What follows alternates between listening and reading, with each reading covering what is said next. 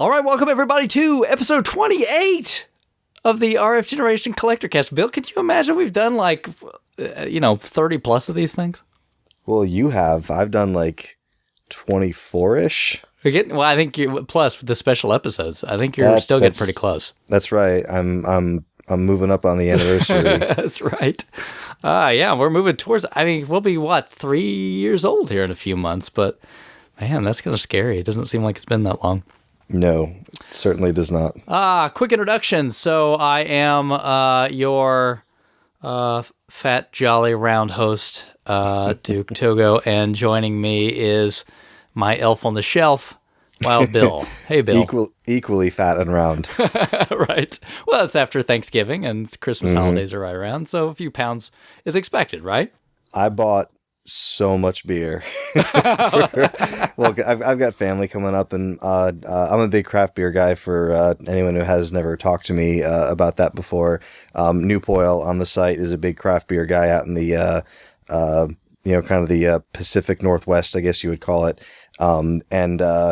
We chat beer once in a while, and Bad Enough Dude and a couple other dudes who jump on that random beer thread. But that's where my head's at right now. We went to pick up the beer for the Christmas get together when my in-laws come over and we go to my parents' house and everything. So it's kind of planned weeks in advance. I know which bottles are for which guests and which ones I'm going to be drinking first. So I've got a couple of favorites that I get every year, and I got a couple of new ones. I got a couple for my birthday a week or two ago, so it's very, very exciting, but that is why I get a little bit rounder in these holiday times. It's not even the food, it's mainly the beer. Hey, just a few extra calories never killed anybody, right? Nah, you could jog a little bit and you're all set. Yeah, that's right. Or just go out and hunt some video games or something, right? The flea markets, right?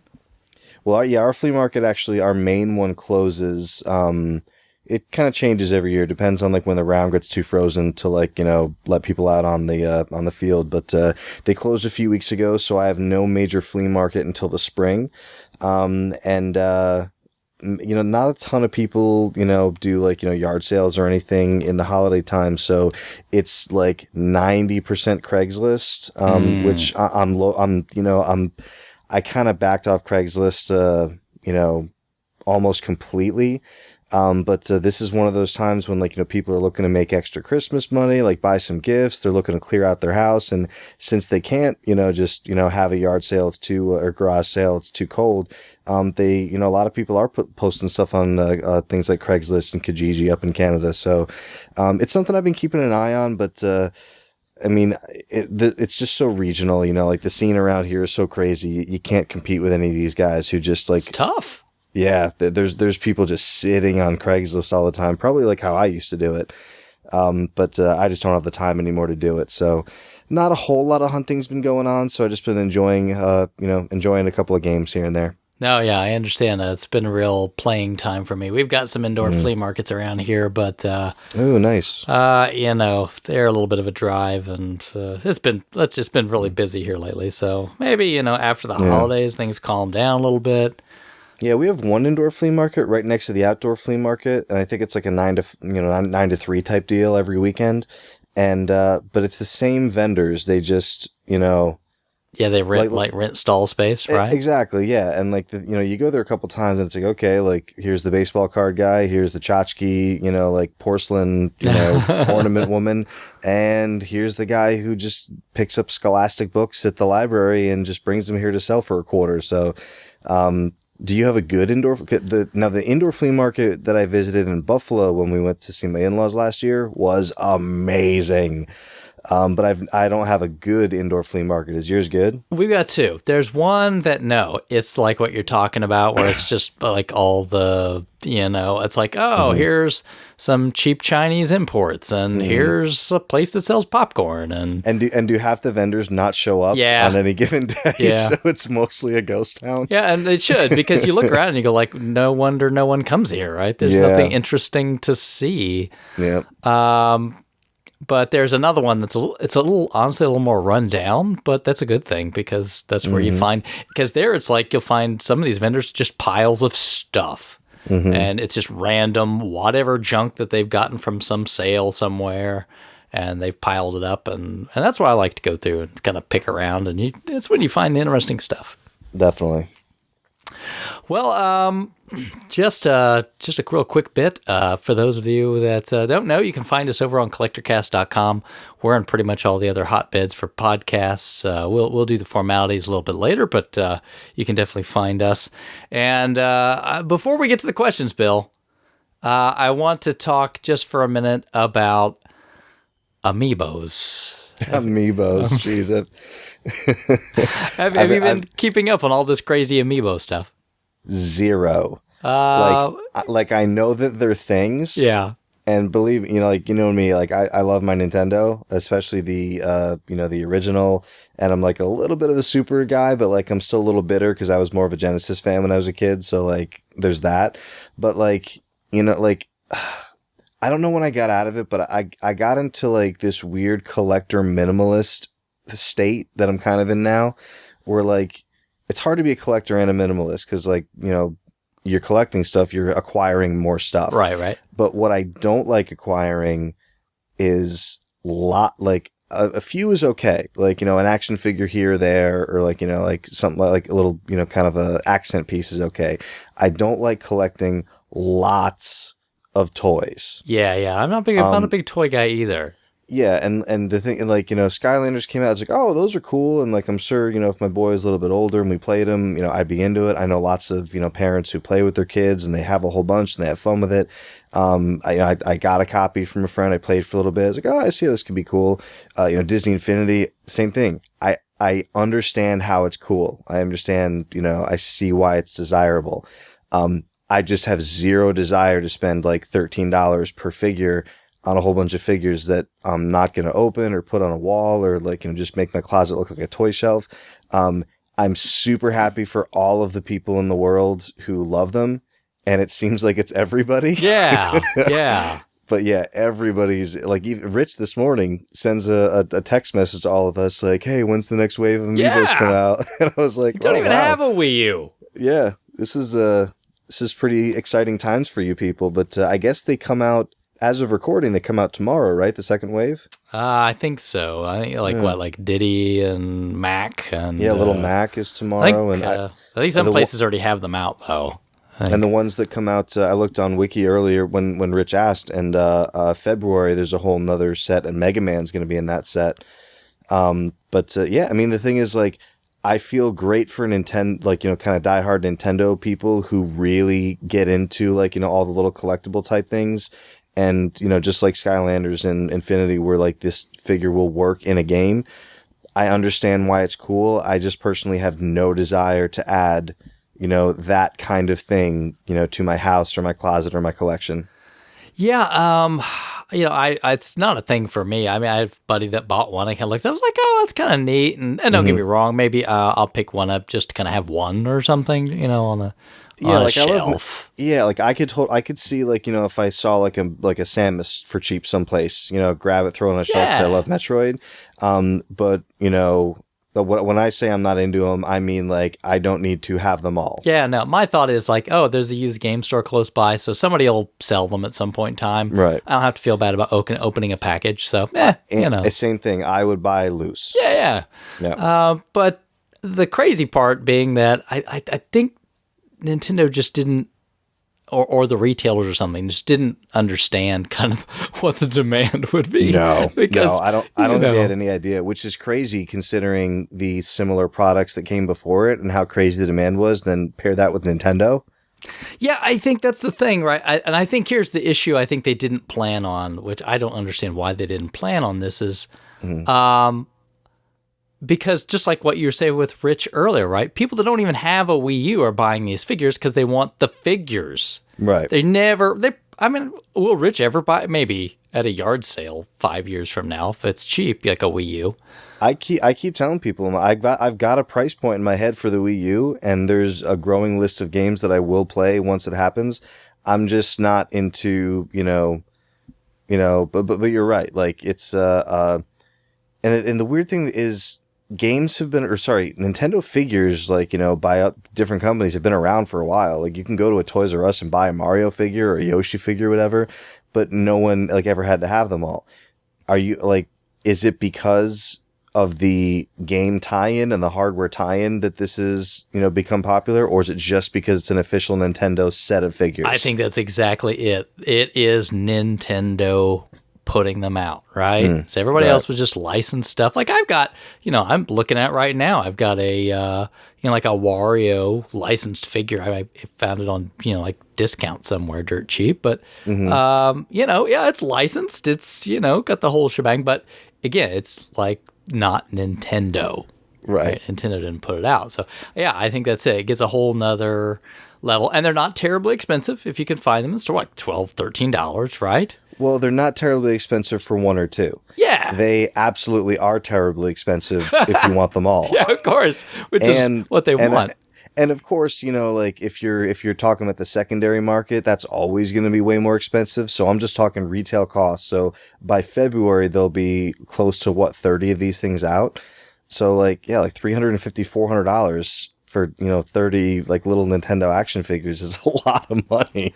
Yeah, and the thing about these a little bit is that, see, Nintendo's crafty, right? They're smart.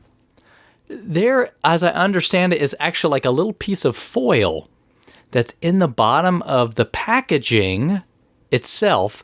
So you have to take the figure out of the package if you want to use it. I didn't know that, and Sneaky. I would imagine that would really bother some people. But think about this, right? Because I own three or four Disney Infinity figures.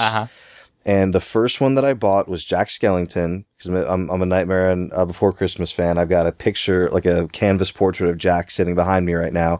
And I read it was like, it was last year, I think. It's like, Jack Skellington, limited edition for, October only. It's going to be Jack Skellington Disney Infinity figure. And I was like, well, I don't have Disney Infinity, but I love Jack Skellington and I want to get it eventually. So I went and bought Jack Skellington, right? And then I see him at Best Buy like 2 months later.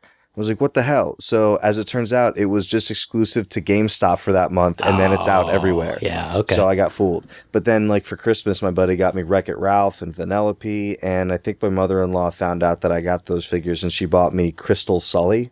Oh, yeah, okay. So that's what I have. But, like, they're in the boxes. So I'm like, well, if I got them loose, I wouldn't have been upset about it. But it's like, I got these in boxes, and I'm like, well, why would I open them? Because they work in the box. You know what I mean? So I didn't realize that the amiibos are electromagnetically shielded from working in the package. So if you want to collect and play, you need to buy two. Yeah, exactly. What a genius idea. Yeah, but that's, talk about a company, like, if they did that, that's the kind of thing that, like, if you're a fan of the company, and you got to kind of separate, like, the marketing side of it from, like, the people who actually make the games. But, like, when a company does something like that and you're a fan of theirs, you kind of got to be like, oh, Nintendo, I love you, but why do you do things like this? Well, my understanding of the logic behind it, at least what's supposed to be the logic behind it, is that to use the amiibos, you don't have to hold them on the pad all the time. You just tap them. Okay. And it also going to work with 3DS and new 3DS. So potentially someone could just walk into a Toys R Us with their new 3DS, tap all the figures, never buy them, and be done. That's supposed to be the idea. So wait a minute, but so like and I'm sorry for my ignorance because everyone listening probably knows the rules. But let's say I have a Samus figure. And I tap it, and I buy it legit. I bring it home. I tear the packaging open. I tap it on my Wii U gamepad. Yes. On an amiibo, ready game or however it works. Okay. And then I give that Samus away and I never have it again. Yes. Do I have Samus forever on that system? That's not how amiibos work at all. So what is it? What do I do?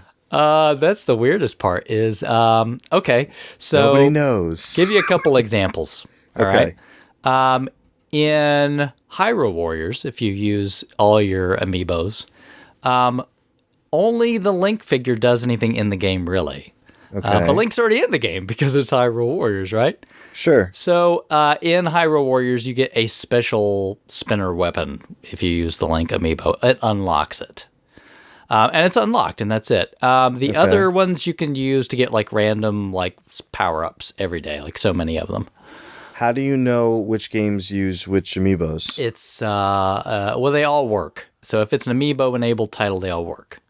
Okay. But like just because like if you go, oh, I'm going to tap Samus on Hyrule Warriors, you don't get Samus in the game.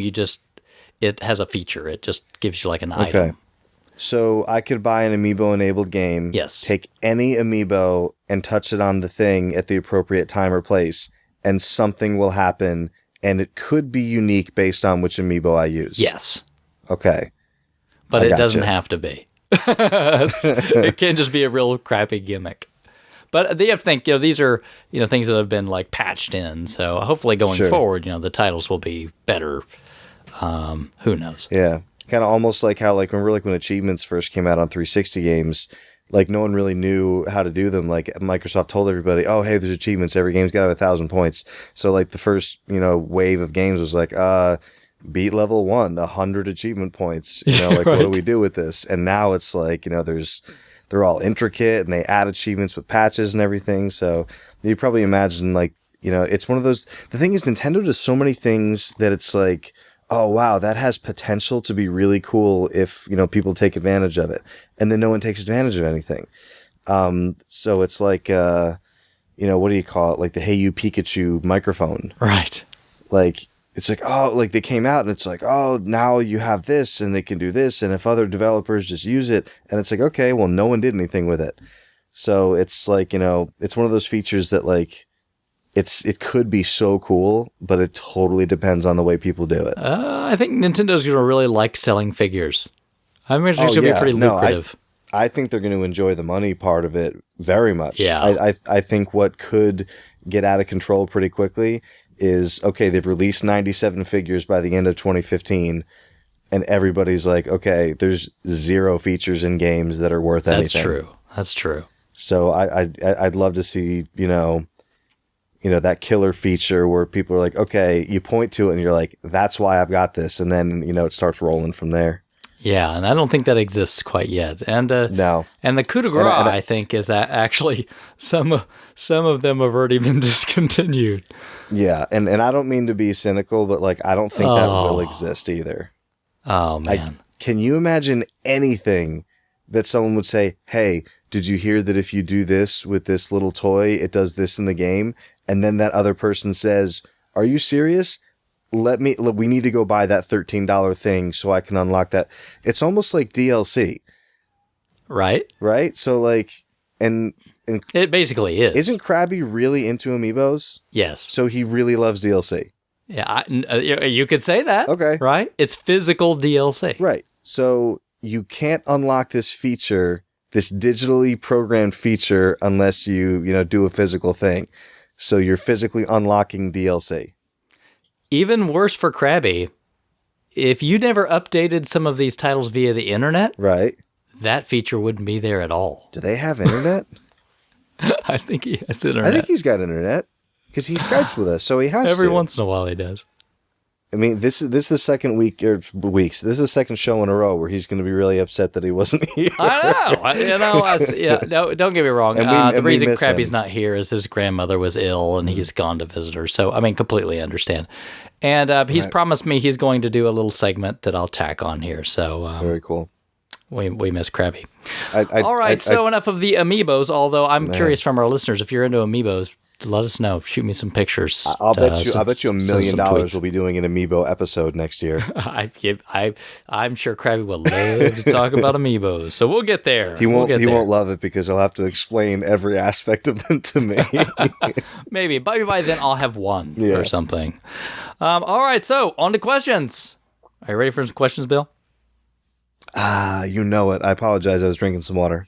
No, and we should probably mention, like, I am just finally at the end of some illness, and Bill, you're just, like, still fighting through it, right? Yeah, I'm a little bit, Duke is a little bit further along than I am. I just started feeling better, like, 3 days ago, so I'm kind of in that, I sound stuffy, but I'm not really congested, and my throat is scratchy, but it's on the, I see the light at the end of the tunnel.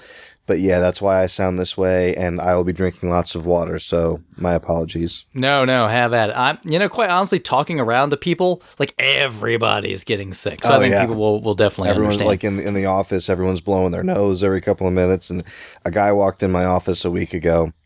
We had, they post the birthdays for the month, like at the beginning of every month. So he walks in my office and he goes to shake my hand. He's like, "Hey, happy birthday, man." And I was like, "I'm really sorry, but I'm not going to shake your hand. Yeah. I'm not feeling very well." And he's like, "Oh, okay, cool. Thanks." But yeah, it's one of those, everyone in the office is sick. Yeah. All right, so questions from Facebook. The first question is from Aaron D. Sanislow. Ooh, a regular questionnaire. That's right. Aaron says 2014 is almost over, like quite literally, almost over. Is that the What question? are your... Well, there is a question here. Yes. It's attached. What are your... It's a statement. Just, the year's almost over. The year's almost over? Something like that. So what are your collecting goals for 2015? Oh, man. It's, should I let you go first? Well, I can. Yeah, go first. I have, for me anyway, 2 licensed NES titles left to go for US. Except stadium events, I'm not going to get stadium events. Where does the time go? I don't know. It's where did my money go? That's probably the better question.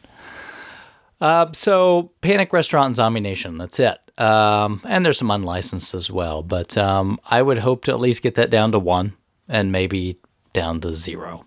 That's my goal in 2015. Yeah, at least down to 1. Now let me tell you something real quick. So, Yep. Zombie Nation, right? Yes.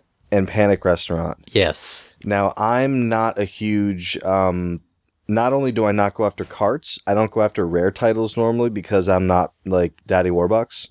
And you do collect in box. So, yes, correct. Yeah, so I just and I'm on the fair to average condition train because it's the only way I'll be able to do it.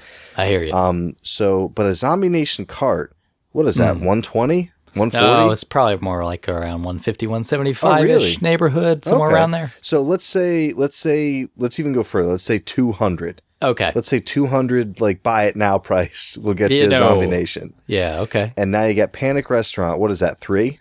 Yeah, it's around there. Okay, so 5 hundo. Yeah. Now, think of not this past year, I'm thinking 2013 and 2012. Okay. Do you think that in all of either 2012 or 2013, you spent $500 on Nintendo cartridges in one of those years? In 2012 or 2013. I did get that little Samson off of you in 2013. That is true. And then you were indentured for a little while. Yes. So it was sort of a transaction. There was monies.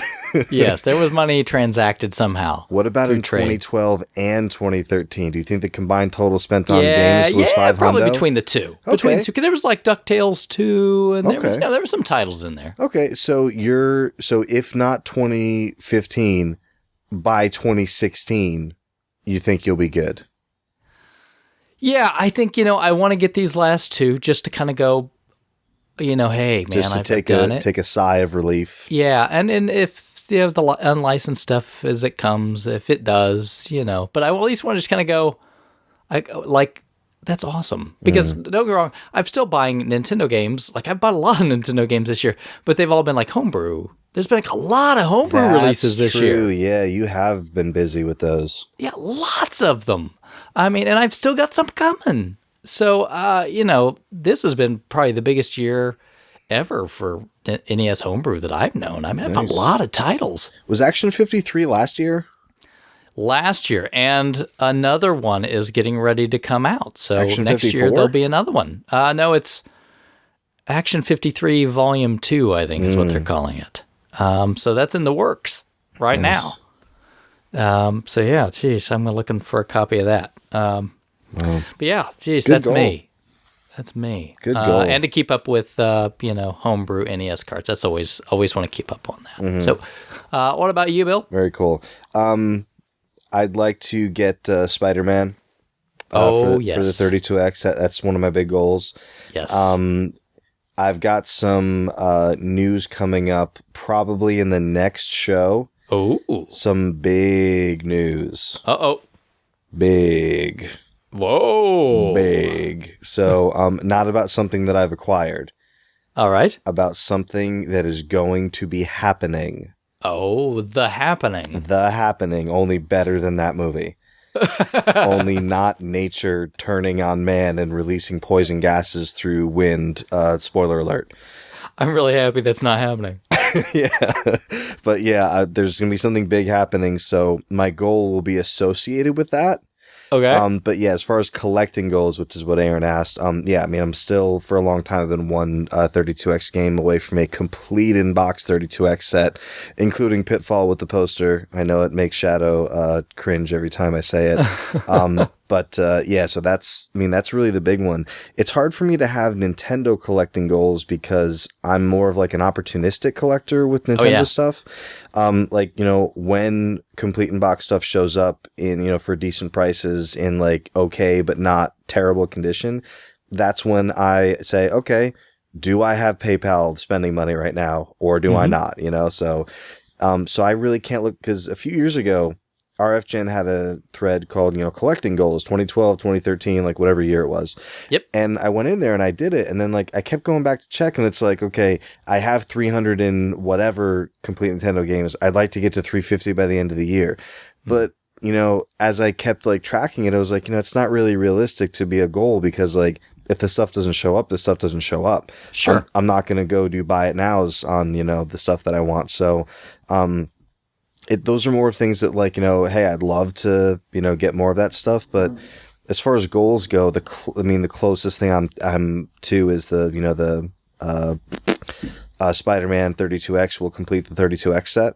Mm-hmm. And, part of my goal, right, because we have the new house now. So part of my goal is to kind of like what Shadow did when he got a new house, is to kind of take a lot of the stuff that's in boxes and a couple different locations and in storage and kind of like display it very nice. And yeah, I'd like to see that. Yeah, so that's one of the things coming up in the new year once we kind of get situated, is to do that. It sounds kind of boring because I feel like those have been my goals for a while, but that's where I'm at. And I'd like to continue big box PC stuff. Gamer Nick has been a great resource for me with that stuff. And I for him, I hope. Because we both look for big box PC stuff. We both email each other, say, hey, I found these 8 things and I want these 4. Do you want the other 4? And the other one of us always says, why, yes, I do. Of course, right? So, yeah, so the big box PC stuff's been great. And, of course, Techie, he sent me a fantastic bundle of big box stuff a few months ago. It's probably my last big box score. But, yeah, just trying to keep on with the stuff that I really enjoy and hopefully get it nice looking and display it in the house and just be able to play some games with some people and just keep it rolling. Yeah, absolutely. I'm curious here from our listeners. So send us a tweet or send us a Facebook message. Let us know what your 2015 collecting goals are. Always interesting to hear what people are trying to do. Yeah. And you never know. Sometimes people can help each other out. Sure. It happens. Yeah. And the thing with collecting goals also for me is like if you set a goal, it can end up being expensive.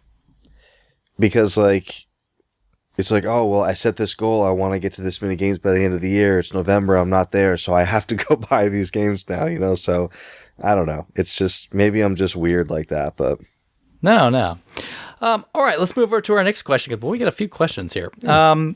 Russ Lyman, Rusty Man. Rusty right? Man. Of course. Newly married, and congratulations. Yeah, and it's churning out his own podcast for the store that you frequent there. Yes, yeah, not often enough because it's about 40 minutes from my house. But yeah, Retro Games Plus. He works at the Orange location, and he's always there. He's a good dude. Yeah.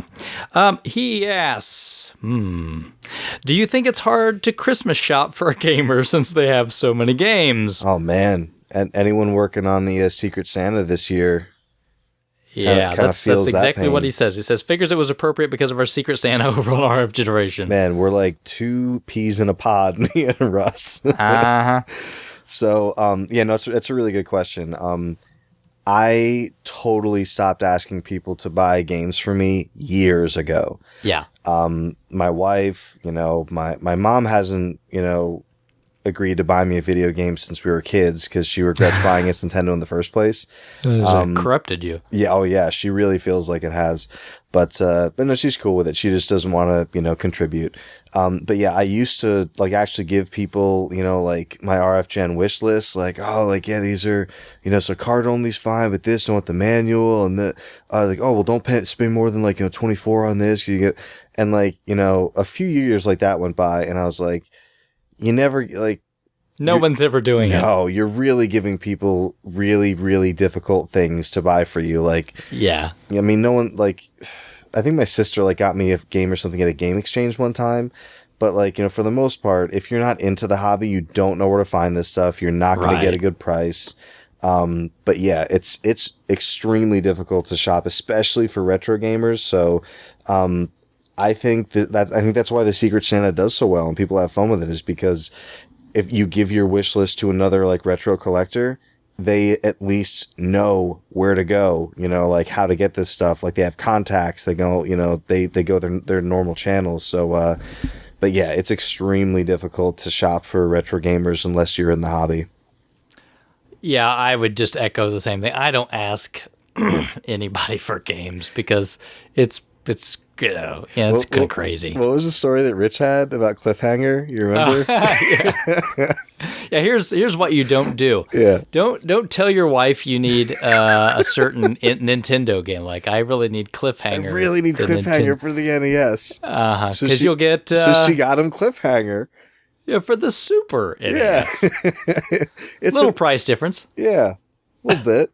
A little more common. I think the only thing that would have been funnier is if she got it for him for Sega CD.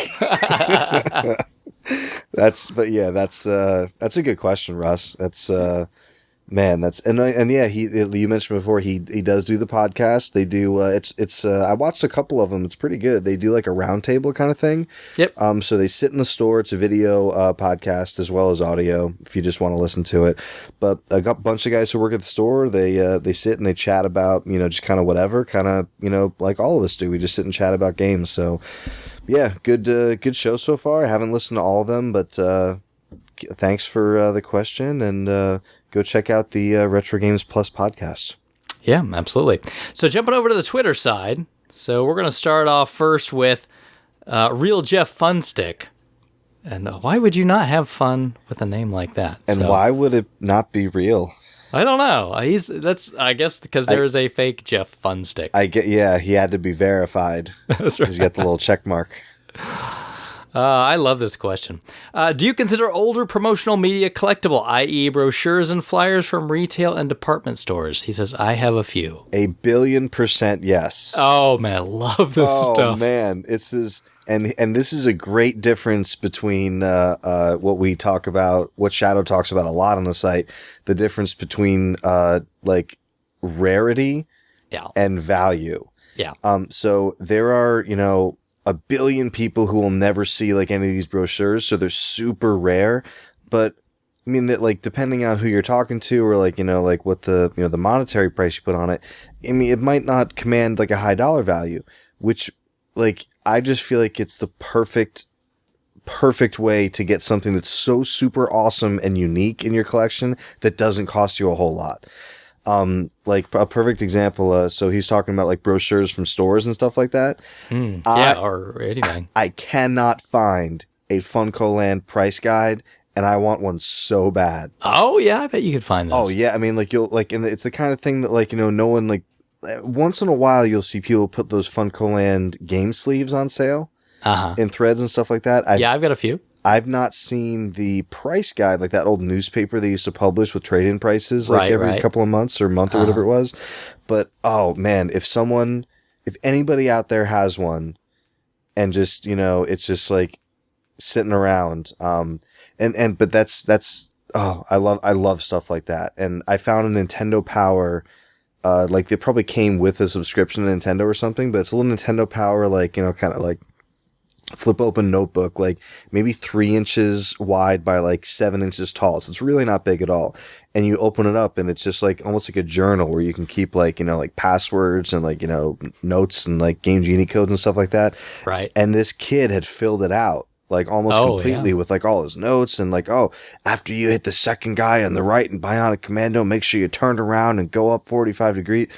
It's just so cool. And it's not worth anything because, it's just found it in a box or a bag or somewhere. But I love stuff like that. It's so cool. Yeah, I still got, I held on to a lot of things, good, bad, or otherwise. But, when I was a kid, you get these video game magazines, and in the back, they would always have these little cards where like circle the information from the vendors you would like stuff from. And so you'd tear this card out, you'd circle like the company's advertisement things, and you'd mail it. It was like free, you didn't have to pay anything. And then they would send you crap, about their games and stuff. So what would I do? Of course, just circle all of them. Yeah. I just circle all these things and I'd mail it in. And I have like all these newsletters for like the NES days. So like, I've got like, a bunch of like Sunsoft newsletters and stuff from Hudson and stuff from, all these different places that they would do that, before the internet. So they would just make these little newsletters or pamphlets or whatever, and they would just send them out. So I've got a bunch of these things sitting around, and I mean, I love that stuff because it's great to kind of go back and flip through, and you're like, right. It really takes you kind of back. But like we were talking before about like stuff that's official, like stuff that's from the company. Like if he's talking like store brochures, like an old service merchandise catalog with, Nintendo ads in it. Like, oh yeah. It's like if it was like a couple years old and it was like for like the Nintendo Wii from like, like a Kohl's or something from their electronics section, I'd be like, that's not interesting at all. But if it was like a service merchandise catalog from like, like 87, that'd be the kind of thing I would totally snag, grab the Nintendo ads out of it. Like it's, even though it's not official, it's from that period, it's of that time, and it just looks so cool with all the other stuff. So yeah, I'm not sure exactly the specific pieces he's talking about when he talks about store brochures, but I think all that stuff is so interesting. Yeah, every once in a while somebody will like scan and post like an old like electronics boutique, ad or something like that. We had when I worked at Babbage's, we had an electronics boutique upstairs, and we had a Funko Land across the street. Eventually, they all became the same company, so we all, even when they all had different names, they were all the same company. But and now it's down to just one, the one store in the whole area, because I guess they did the Reaganomics on it, and they figured that it's, it's not helping anybody by having 3 stores so close. So now it's just the one. But oh man, like it used to be so like spread out, and like the EB, the Babbage's, and the Funko all had like vastly different customer bases. Oh yeah. Mm-hmm. And it's weird because they all kind of carried the same stuff, but the Funko Land across the street did boatloads of trade-ins because Funko was known as the place you go to trade stuff in. And to this day, you call up GameStop, and what do they say when they answer the phone? I don't know. I don't call GameStop. I had to call GameStop recently to like see if they had a thing in stock because Amazon messed up my shipment on something. Yeah, I saw that. And I needed to get it the first day. So they say, they're calling GameStop. You can buy and sell used games. This is Chris speaking. How may I help you? So like, really? To this day, they still have to remind people, hey, you can trade stuff in here. But like Funko, they took boatloads of stuff in. So like, people went to Funko for trade-ins and retro stuff. They went to Electronics Boutique for like, kind of the console type video games. And computer software. But like Babbage's. Babbage's was the computer store. Was the computer software store. Yeah. So like, and then like people slowly kind of started like, merging and going to all of them for all this stuff. So, Funko Land. Oh man, Funko. Wouldn't it be so great just to find a box of Funko price guides? If I could just take a time machine back to Funko Land, probably 10, 15 years ago, that would be... I worked at Funko Land, the last Funko Land in Connecticut. I don't know, compared to the rest of the company, but it was at least 1999 because we had the Dreamcast. It might have even been 2000 because this woman came in and she wanted to know like what games were good and what she should play. So I had Street Fighter it was, I don't think it was Alpha. I think it was Street Fighter 3. It was either Double Impact or Third Strike. And she was like, what's good? And I was like, oh, come over here. And I showed her, I was like, oh, look how good this is. And the animation, the art style and everything. And she was looking at it and she was like, that's not 3D. And I was like, no, it's like a, it's like a side, it's like a baby's toy. It's a fighting game. It's, like side to side. And she's like, no, like I want something 3D.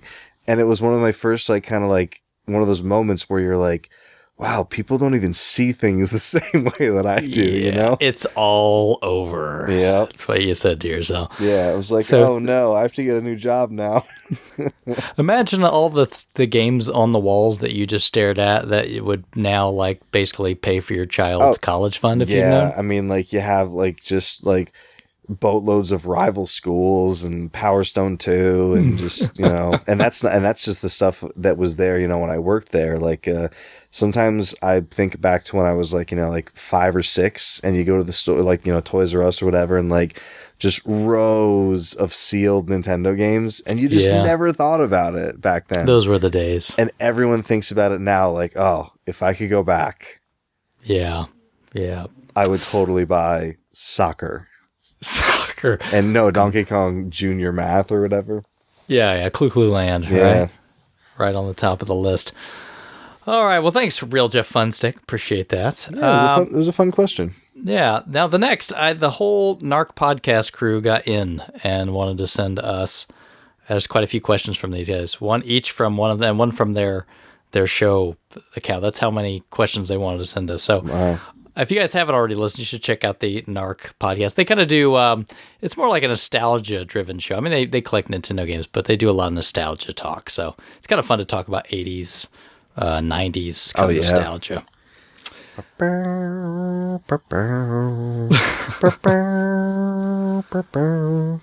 That was my little 80s nostalgia song. Okay, there you go. First off, Chris Roberts at CWR2 asks, and this was, maybe this will get you, especially Bill. When alphabetizing games like Ghost Lion, which is actually The Legend of Ghost Lion. Correct. And Zombie Nation, which is actually, by the title screen, Samurai Zombie Nation. Do you go with the label or the actual game title? This is such a good question. I know, right? Is it Zelda or The Legend of Zelda? Is it L? Here's the thing. It is The Legend of Zelda, like 100%. Right. And the reason why I don't have to make that decision is I actually keep my Zelda stuff separate in a Zelda-only area. But yeah, if I did have it with everything else, it would be organized with the other Nintendo published games. After the black box games, of course, which are by themselves, under L for Legend. Now, Ghost Lion is one that I own. Mm-hmm. I have a complete copy of that. It always makes me think of the Collectorcast because of the face swap that you did on the Ghost Lion art.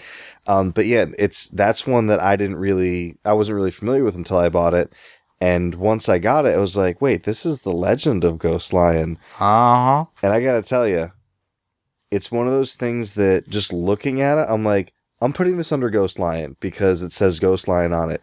And the problem is every once in a blue moon when I audit my collection and I'm going alphabetically on the RFGen collection list and it's like, wait, that's not in the thing. So it's a good question. My Legend of Zelda stuff would be under L for the name of the game.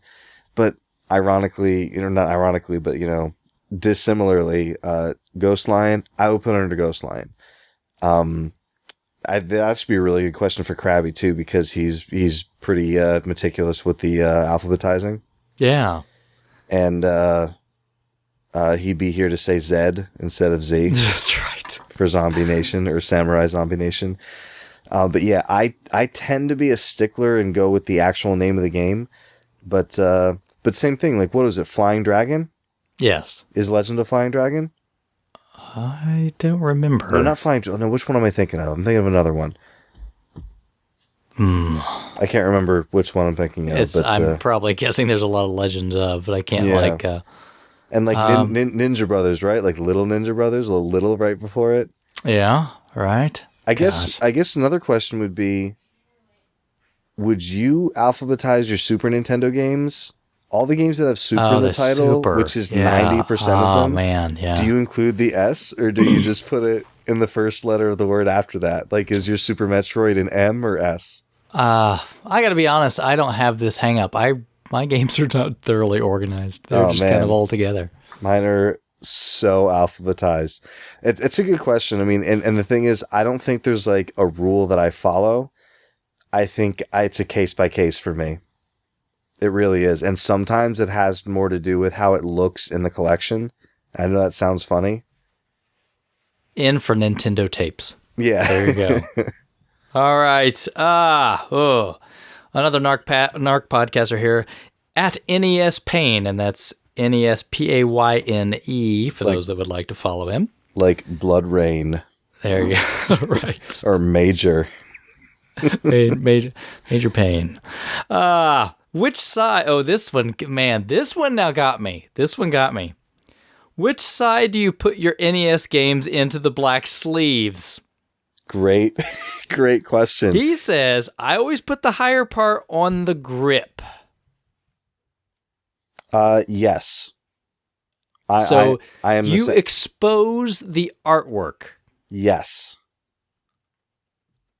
Okay. I cover the artwork. And leave the grip exposed. Yes. I don't do it that way. The only game I do it that way with is Zelda, so that you can see the cart through the box. But see, that's why I do it, because that's the way they came, right? Are they? I haven't opened a sealed game in a long time. I'm pretty sure that the long end covered the art, and the open part was because there was the grip. Yeah, but is that really why you do it? Yes. Well, that I want to cover the art. I want it to be protected. The thing is, I think if they came the other way, you would still do it the way you're doing it because you want to cover the art. I might. But I like to think that I'm like, this is original, right? This is the way you do it. And the thing is, I do it the way that looks right to me, because when I open up a game and it's the other way and I take it out, I'm like, oh, this doesn't look right. And then I flip it over and then I put it back in. Really? Yeah. Huh. So even in your boxes, yes. Even though like you have to flip that one gold Zelda around to make it work right, you're like, the rest of them, screw it. Yes. All the rest of them, the grip is on the high side. Wow, that's And I'm going to take that one step further. Major Benson Winifred Payne. And that's sad that you remember. Oh man, I saw that movie in the theater like at least 3 times. I'm so sorry. It was high school. Like, what Damon did you do Wayans, when you were in high thank school? You. Right? It was one of the only really great Damon Wayans movies. I'm not a Blank Man fan. So anyway, now I know you don't primarily collect complete and box Nintendo games, but you have some. I have some. Do you put the manual in the sleeve or behind it in the box? I put it behind it. I put it behind it in the box too. Why would you put it in the sleeve? I'm just saying almost. Do some people do that? Oh yeah, almost every time that I find complete games, whether it's Craigslist or get them in the mail or something like that, there's almost always at least half of them have the manual stuck in the sleeve. Well, they didn't come that way. They did not come that way. Yeah, because you had the little plastic baggie over the game. Everything was kind of separate, and a lot of the games when they were first new, they kind of were fat. They bubbled out a little bit because so much extra paper was in there. Yeah, and you had the little inserts and everything that went in there. Some people get really crazy about the complete. They're like, actually, fully complete. They'll buy, all the paper. The card that you'd have to mail off for your warranty and everything. Yep. I get it. Man, that's a good question. That's a good question. Okay. That's probably and then I hate to keep taking it a step further. Super Nintendo games, you know how some games came with that little slot cover? I buy extra ones. Yep. I buy extra ones. Now, I want the cover. Right, because you want it on every game. Yeah. I want little covers on every game. Yes. Now, here's the thing. Do you keep the plastic baggie that if a game shows up to your house and you open up a Super Nintendo box game and the game is in the little baggie? Of course. Do you keep the baggie or do you throw the baggie out? You keep the baggie. Do you try to find extra baggies No, for other games? I don't have the box sickness. But if it came in it, I'm going to keep it, right? Mm-hmm. That's the way you got to keep it. You don't screw it up. You don't throw stuff out. That's just a big no-no. I was a kid. I did that. I've grown up. I've learned. Don't throw stuff out. These are fun questions. That's a good question. Good question. You can tell these guys are Nintendo collectors. Yeah, definitely. This is like, would you rather? Yeah, it's painful. All right. The third co-host of the Narc podcast, at mailbag. That's at _ mail, MAIL, I will say, not I mail. thought it was going to be the mailbag. _ bag. So mailbag. What are you thankful? This is like that's a good Thanksgiving question. Too bad it's Christmas, but anyway.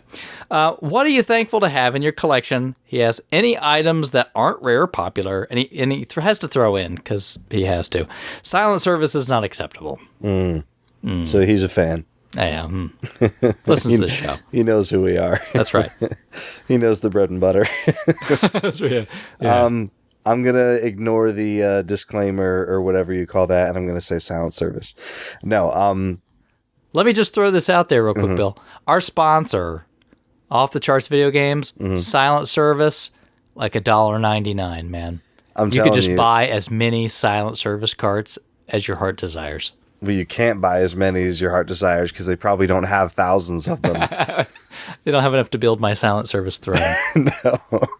It's like the Game of Thrones throne made of silent service carts. That would be awesome. The stuff that I'm really thankful to have, honestly, and I'm sorry to get like all mushy. No. Whenever someone sends me something, whether it was planned or whether it was a surprise, I'm lucky enough that I have a lot of good buddies in the, mostly on RFGen, but throughout a handful of different sites that will just send random things because they're good dudes and we traded a lot before. And something I'll do, and a lot of times these guys are just nice dudes, so they'll do like a handwritten letter, or they'll type something up, or they'll draw you a little picture, or just like throw a little note in, like, right? Yeah. I keep all of these things, and I throw them in a box, and, I got an amazing package a couple of days ago from Zagnorch, and I haven't posted it yet. Same here. Because I'm going through it, and I would like to give it the credit that it deserves in the post that I'm writing for it. But it's one of those things that's like, it's so cool and it's so funny, but like at the same time, it's kind of touching, that like there's someone, 3,000 miles away who like, put effort into, doing something nice for just another, collector buddy, It's just, again, sorry to get all mushy and everything, but it's just so cool that there's that many like cool dudes out there. So every time someone like, throws a little note in like a box or like something they send to me, I hang on to it and I have them in a box, and I don't know what I'm going to do with them. I read them once in a while, or like I'll come across one like, on my desk or something. And I don't know if I want to do a collage. I don't know if I want to do, I don't know what I want to do with them, but I like that I have those things. Yeah, I do the same thing. I've got a little drawer where I've stuck all the little notes and things that come in. So those are fun. Oh yeah, they're so great. For me, I guess I would say I still have like my as a kid Nintendo games. I mean, that's probably the biggest thing to me. Like like my kid copy of Super Mario and Mega Man 2 and Castlevania and all, and Rob. Yeah, we've talked about it before, is that those are, I mean, everyone who got rid of those things and who's in, into the hobby now, like everyone regrets that stuff and everyone wishes they had those things. So that's such a cool thing to have, or any of those things. Yeah, I was glad I was a pack rat and didn't give everything to my brothers and sisters. So it was good. Okay, one last question. This one comes straight from the Narc Podcast Twitter account. So at Narc Podcast. What games do you like to play to make you feel better on a crappy day? Mega Man 2 or Contra for me all day. Thoughts? Oh, that was his answer? Yes. I thought you were answering. I was not answering. See, for me, if I'm having a crappy day, I usually don't play video games. Really? Yeah. Like if I'm not if I get home and I'm not really feel like, I'm just, like, boss yelled at me, or there's a lot of work to do, or it's a stressful time, whatever, I will almost never play a video game. Huh. And it's not on purpose, it's just like, if I'm not, like, it's weird. Like, it's I don't use it to put me in a good mood. I'd like to be happy while I'm playing. So, like, I guess I don't know if I just don't want to associate, like, feeling bad with playing games, or like, like almost like a depression type thing. But yeah, if I'm not feeling good, I normally won't fire anything up. Huh. That's interesting. And it's just I never really realized it was a conscious decision until recently. But like, if I get up in the morning and I'm like, oh, I'm feeling great, I was getting, like, have some coffee, have a little bit of breakfast, and we go downstairs. We're gonna play Far Cry for a little while, and like, I feel good. But like, let's say if it's like, it's late at night and I gotta work in the morning, and I'm really not looking forward because we got like a project going on I'm not really doing, like, and I have like an hour and a half that I could play a game. I don't really feel very good, so I don't want to play anything. I don't feel very good right now. Interesting. Yeah, I never really realized it until recently, but I kind of have to be already feeling. You just got to be prepped and primed and ready to go. Yeah. I don't want to, because, like, I guess one of the things that I hate more than anything, I hate playing a game, and I've been playing, let's say you're playing a game, you're playing for like an hour and a half, and you're sitting there and you realize, I'm not having any fun. Yeah.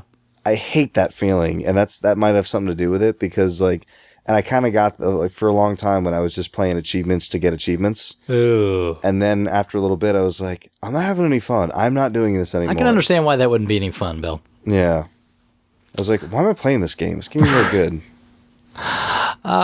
For me, it's typically, I mean, like, the old standby is usually Castlevania. So you come home, it's a crappy weather, everybody's sick in the house, you're down in the dumps, and you open up the game closet. What game is like, okay, you and me, buddy, we're gonna feel better? Yeah, traditionally it's just been Castlevania on the NES. Just, it's right, always on top, sitting there. I just grab it, throw it. I can usually, get all the way to the Grim Reaper without any issues at all. And then if I beat him first shot, then I go through to Dracula and whatnot. I wish I was good at that game. Yeah, and if I die there, I just turn it off. I'm like, okay, it's good. That's what I needed, right? And then lately, after I picked it up, the Japanese version of Castlevania 3 is usually the go-to. If I just want to just throw something in and just play for a little bit, just go. And I don't care how far I get, turn it off. But he didn't say, what if you're just gonna, like, play something for a little bit? Specifically, you're having a really bad day. Yeah. So if you're what if you're having a really good day? Will you not go for Castlevania? Is Castlevania just your really bad day? I don't know if I would say just bad day, but I think it's kind of like, like what you said. If I'm in a good kind of game mood, I'll probably play like whatever I'm playing at the time, right? Sure. Like, now I'm playing through Far Cry 4, so I'll sit down. Oh, let's play some Far Cry. See, it's an interesting question, because I wonder if he has a game that he plays when he's feeling down in the dumps that cheers him up. He says, Mega Man 2 or Contra, so. Yeah, and the thing is, at any point, because I have a Play Choice 10. Yeah. And Contra and Punch-Out get more playtime on that than anything else. Maybe Dr. Mario and Balloon Fight, a little bit here and there. Mm-hmm. But like, when I turn that machine on and I can choose between those 10 games, it's almost always Contra or Punch-Out. I can see that. And you just fire Contra up, and just like, that's one of those things that, like, and not like specifically if I'm down in the dumps or whatever, but like, if I'm just going to turn on something and play for a minute. Yeah. Oh, and you're just, okay, yeah, here we go. And then, like, you get to the first base, and you shoot your way through everything, and then it's snowfield, and everything's great. And your wife's like, we have to go. And you're like, no, kill the aliens. I'm a probotector. And then, like, but yeah, that's I don't know if it's, if I'm getting hung up on this, like, cheer you up type game, but Contra is one for me, especially with the play choice, because like my Nintendo's not always hooked up, and I don't have a Retron on my high def TV yet. But Christmas is coming. But yeah, like having the play choice, which is like just a permanent Nintendo that you can just switch on at a minute's notice. I turn it on, I play Contra and Punch Out. Those are my like escapes from whatever's going on. Yeah, see, I get that same sort of feeling where, you know, like at the first bit of Castlevania, after you first start, it's like that. Yeah. And it's like, and you're like, yes, all right, let's do it. Yeah, it's just like, man, yeah. Yeah. I gotta tell you, I don't play the game a lot, mainly because I'm not good at it. But it is the Nintendo game soundtrack that I listen to the most. Oh, it's great stuff. Because there's the app, the NES Music app on the iPhone. Yep. And I will just be in the car and I'll be driving, so I'll have to tell my wife, hey, like, you know, put the soundtrack on, and she knows which songs I like.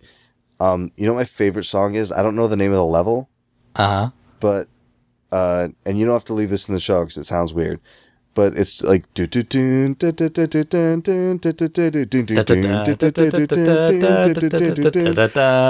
song.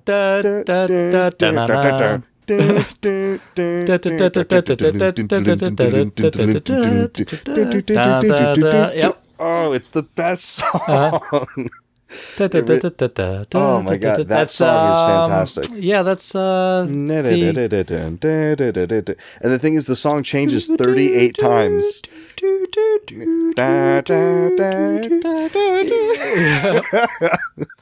Oh my god, it's so good. Yeah, I'm trying to think of what that might be my favorite Nintendo like song of all time. Yeah, I know the tune obviously, but and there I'm is trying to think of what level that is. Good music on the Nintendo. That might be my top. That is. Dang, I can even see the level. I'm playing through it in my head, like I'm trying to put it in the right order. Man, that's terrible. But yes, I know exactly. I want to get on my phone and look at that. But well, the thing is, the phone's no good because it just tells you, oh, track 1, track 2. I know. But I can think because it's the one where you're going across the bridge. Yes. Because there's the birds on top of the thing, because you have to jump up and whip the bird, and then the skeleton jumps over the thing, and then you've got like the little two-headed thing. Isn't it the one with the mummies as the end boss? Yes, that's it. Yes. The stage with the mummies. Yep. That's it. They get across the bridge. Yeah. Yeah. Man, great stuff. Now I'm thinking of all of even the deaths, like dun dun dun dun dun dun dun dun dun dun dun dun. Yeah, see? That's why that game cheers me up. That cheers me up every time, because I just play it. And I'm like, this the same thing with the Japanese version of Castlevania 3, because you should get that for your phone and listen to it, because it the soundtrack is so rich with that extra sound chip in there, and all the music is just fantastic. So I'll play that game, and I'm really just playing it for the music. I enjoy the game, but it's just, man, it's awesome. The more I think about Nintendo music, the more I realize how big an impact that has on not just your enjoyment of the game, but just your enjoyment of the system. Oh, yeah, it's huge. And that's why I think, at least in my mind, the NES is so much better than the Master System, because Master System sound sucked. And Master System, there's some fun games on it. We got one, later on. I think I told the story before where I had a neighbor who had this girl in high school who I was friends with, and she had a Master System. I would go over there and play. Oh, she had a whole bunch of different games, and all the Ghostbusters game and the Great Baseball was good. And the thing is, it looked kind of similar to the Nintendo, but the sound was nowhere close. Yeah, just this. Yeah, it was kind of cruddy. Nintendo did it right. They did it right. And then it's weird because they kind of did a little bit of a flip flop on the 16-bit era, in my personal opinion. And I think it is based on opinion, because it's just a different kind of type of sound. The Genesis sound to me is so twangy and has that real sharp pingy high range, and everything in the Nintendo kind of feels like you're listening to it through a piece of foam. Yeah, that, and I mean the sound chips, like on the Super Nintendo, it's just basically like some kind of fancy Casio keyboard. Just all this really horn sounds, and there are a few games that have, I think, some really good soundtracks that doesn't take advantage of all the samples as much that was built in. But yeah, I mean Genesis, you didn't have, had this really, and on some games, some just fantastic sound they pumped out of that chip. Man, yeah, like the Streets of Rage 2, man, the soundtrack is fantastic. All right, well, that's the end of the questions, so thanks, everybody, very much for the questions. Yeah, it feels like, man, it's a long time. Doing questions for an hour here, jeez. I know. Man, before we get to the last, to the main topic, though, I do want to give a couple thanks. We got a couple donations. Wow, what are those? I know, people give us money for doing this. So cool, you guys. I had no idea you appreciated this. Yeah, so I want to first off thank these two individuals that donated to the show. So first donor was Michael Wimpy, who I believe is Wimpster. Wimpster. Yeah, thank you very much for the donation. And also Mr. Wonderful, who is Corey Palmer, also donated to the show. So thank you very much, Mr. Wonderful. We appreciate that. I hope it's not really the same Mr. Wonderful that's on Shark Tank. I don't think it is. I don't think so. Is it Mr. Wonderful WUN? Yes, yeah, it is. That's what I thought. Yeah. But between our donators, or is that the right word? How would I say that? Donor. That's it. Donors. Thank you. Patrons, maybe. Between them and our sponsor, I would like to say, as of the end of this year, we have met our funding to pay the bill for the hosting the show for the year. So thank you very much. This is the first time the show has paid for itself ever. And it's kind of a weird feeling. Like coming up to the year, because like you're always kind of looking at your PayPal account, like what can I kind of need to fund a zombie nation over here. Right.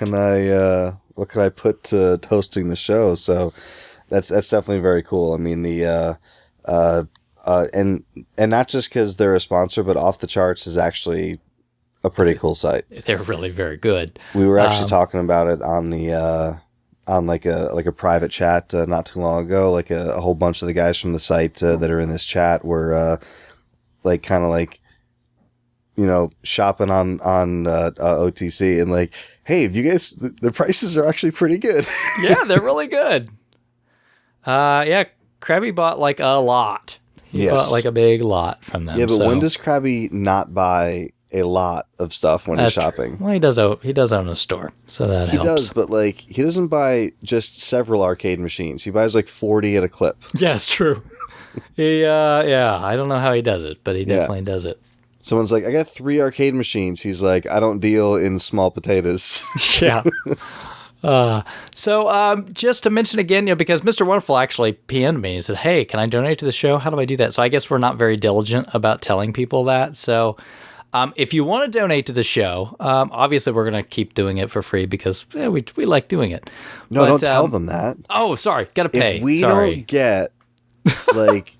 Well, it's funny because tonight I was doing something just online and I used Wikipedia like I do like every single time I'm on the internet. And Wiki's like, oh, it's our donation drive. If everyone just gave $3 right now, our donation drive would be done, for the year, like within like a half hour. Did you give him $3? I gave him 10. Hey, there you go. Yeah, I mean, it's $10. I mean, you're like, please don't bug me again, Wikipedia. Man, I use Wikipedia. Literally, I used to ignore every time someone would ask me for donation, but like I got to the point where I was like, you know what, I use Wikipedia all the time, like for work, for just like recreationally looking stuff up. So I don't give them a regular gift, but whenever they ask me for money, I give them $10. There you go. Well, So that's what I'm going to extend that same philosophy to the Collectorcast donation. If everyone listening to the show who's a regular listener just donates $3. Oh, holy crap. We'd have, we could buy a spider microphone mount for me so that you wouldn't hear any of the movement when my microphone moves. And that doesn't sound good at all, Bill. No, and Duke wouldn't have to try to edit that stuff Yeah, out of now the show. you've made my life difficult. No, if everybody just gave $3, quite honestly, Bill, you and I could fly to a show. We could fly to a game show and do a live event. We should do that. But anyway, no, seriously. If you do want to donate, just go to collectorcast.com. There is a PayPal donate button that's right there. I mean, anything is great. We should make the icon bigger on that donate. Oh, icon. I can't do that. But it's a programmatic thing. I don't know. It's just there. But I will say that if everyone gave $3, we could make that icon bigger. I could probably do that. But if you can't, no, it's the holidays. I completely understand how that goes. But in the future, if you think about us, we would appreciate it. I'll just say that. So I think you can afford it.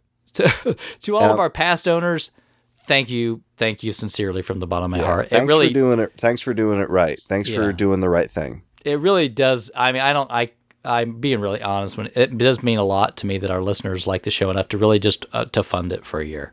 So thank you. Thank you very much.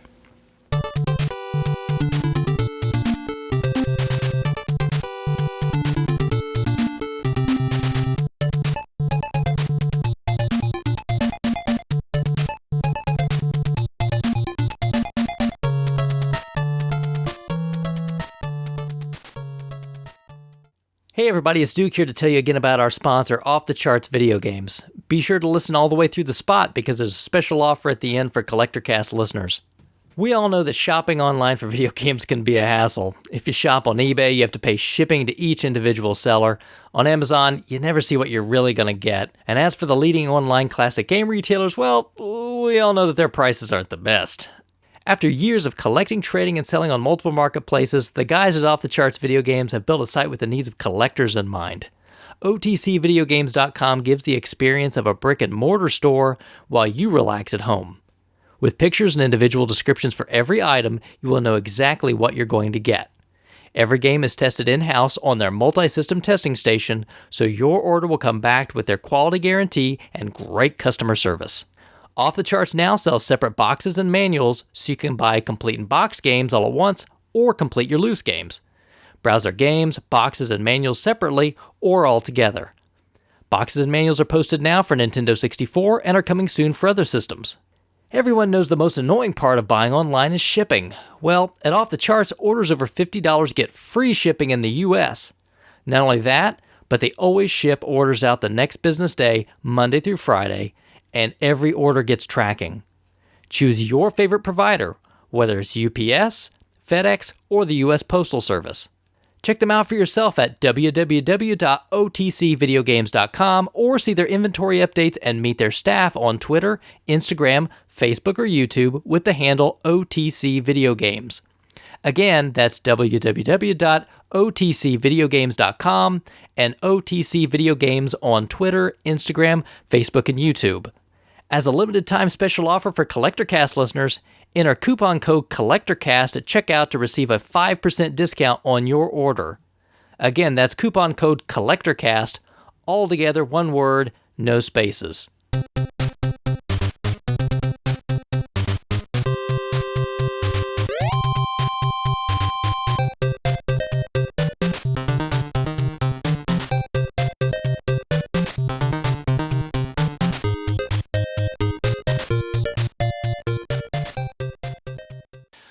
All right, so in this episode, I think everybody knows that it's time for the holidays. And whether you celebrate Christmas, Festivus, Hanukkah, Kwanzaa, or nothing, I would imagine probably at some point in time, you at least have some memories of holidays and getting presents as a kid, right? Probably, if you're in America. Yeah. And if you're not in America and you're listening to us, if you're those few listeners that we do have across the seas, I hope you celebrate something. Somebody gives you a present. I'm very and it's probably the ignorant American portion of me, but whenever I talk to someone from, another country or, whether it's Europe or Australia or another continent, I should say, I'm always very curious about, how they spend their holidays and, if it's as big, if certain things are as big as deals it is here. So I'd be curious to hear some stories from across the ocean if we get any. Yeah, absolutely.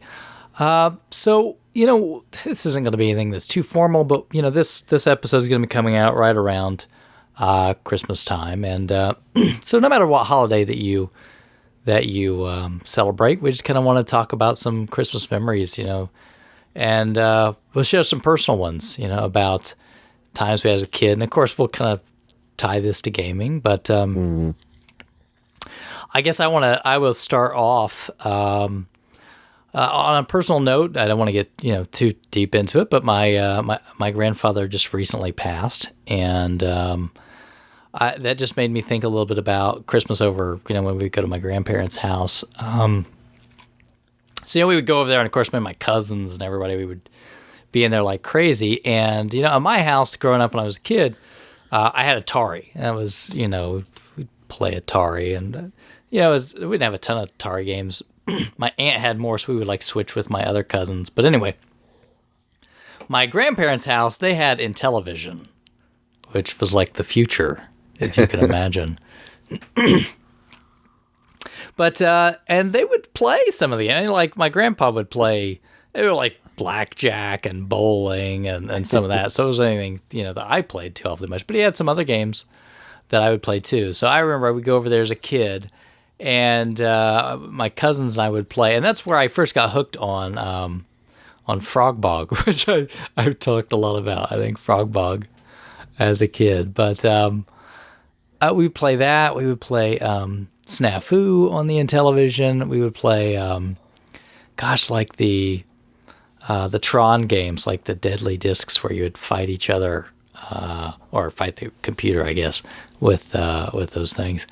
And we would just go over there, and that was just always so interesting to me to go over there and play because, I didn't know anybody else that even had an Intellivision, and he would buy games, for us the kids to play, and we would go and sit in there for hours, after we'd opened all the presents and everything, and everything had quieted down after you eat, and a lot of the adults are off, they're playing cards or whatever. We'd go back to the bedroom. We would sit back. We'd a little cruddy, tiny color TV, turn it on, and we would sit and we would play Intellivision. So, at least in terms of gaming, that was always had a lot of fun. My grandpa and my grandmother were very good about that. They didn't poo-poo that stuff. They was have fun, enjoy it, and didn't mind spoiling us a little bit with it. So it was kind of fun. Nice. So that was just something I wanted to put out there to start. I'm sure I'll have some that'll be a little bit more in depth than that, but that just kind of came up here very extremely recently. So it's just kind of a nice way to say thanks to my grandfather. Very cool. So Bill, Christmas memories. Oh man, there's so many. I can probably guess a few that I'm going to hear about. There's so many. There's three that I kind of have when we started talking about doing this as a topic. So I'll try to keep it kind of confined to just like these ones that I've kind of have in my head. But, yeah, let's do it. Growing up, I had a ton of cousins. My dad is one of like 7. My mom is one of 7, and all of their brothers and sisters have lots of kids, and then all their kids have lots of kids. Well, that's you've got a big family. Oh yeah, we have a huge family. Catholic? Are you Catholic? Yes. Okay. Yeah. There we go. Irish Catholic family. Says all you need to say. Yeah, and I have one kid right now. My son's about eight months old, and we recently had a passing as well. My dad's brother passed. I'm sorry to hear that. Yeah, it's he's had a rough last couple of years, and it was we were kind of expected it, but it's still rough. So at the wake just a few weeks ago, we're there with the baby and everything, and it's weird because Irish, especially like Irish Catholic family, I guess. We find joy in everything. So it's a wake, but everyone's laughing, everyone's joking. It's almost like weird for people who aren't kind of used to the way that, we do things, but everybody's just, joking and hanging around. We're just, celebrating.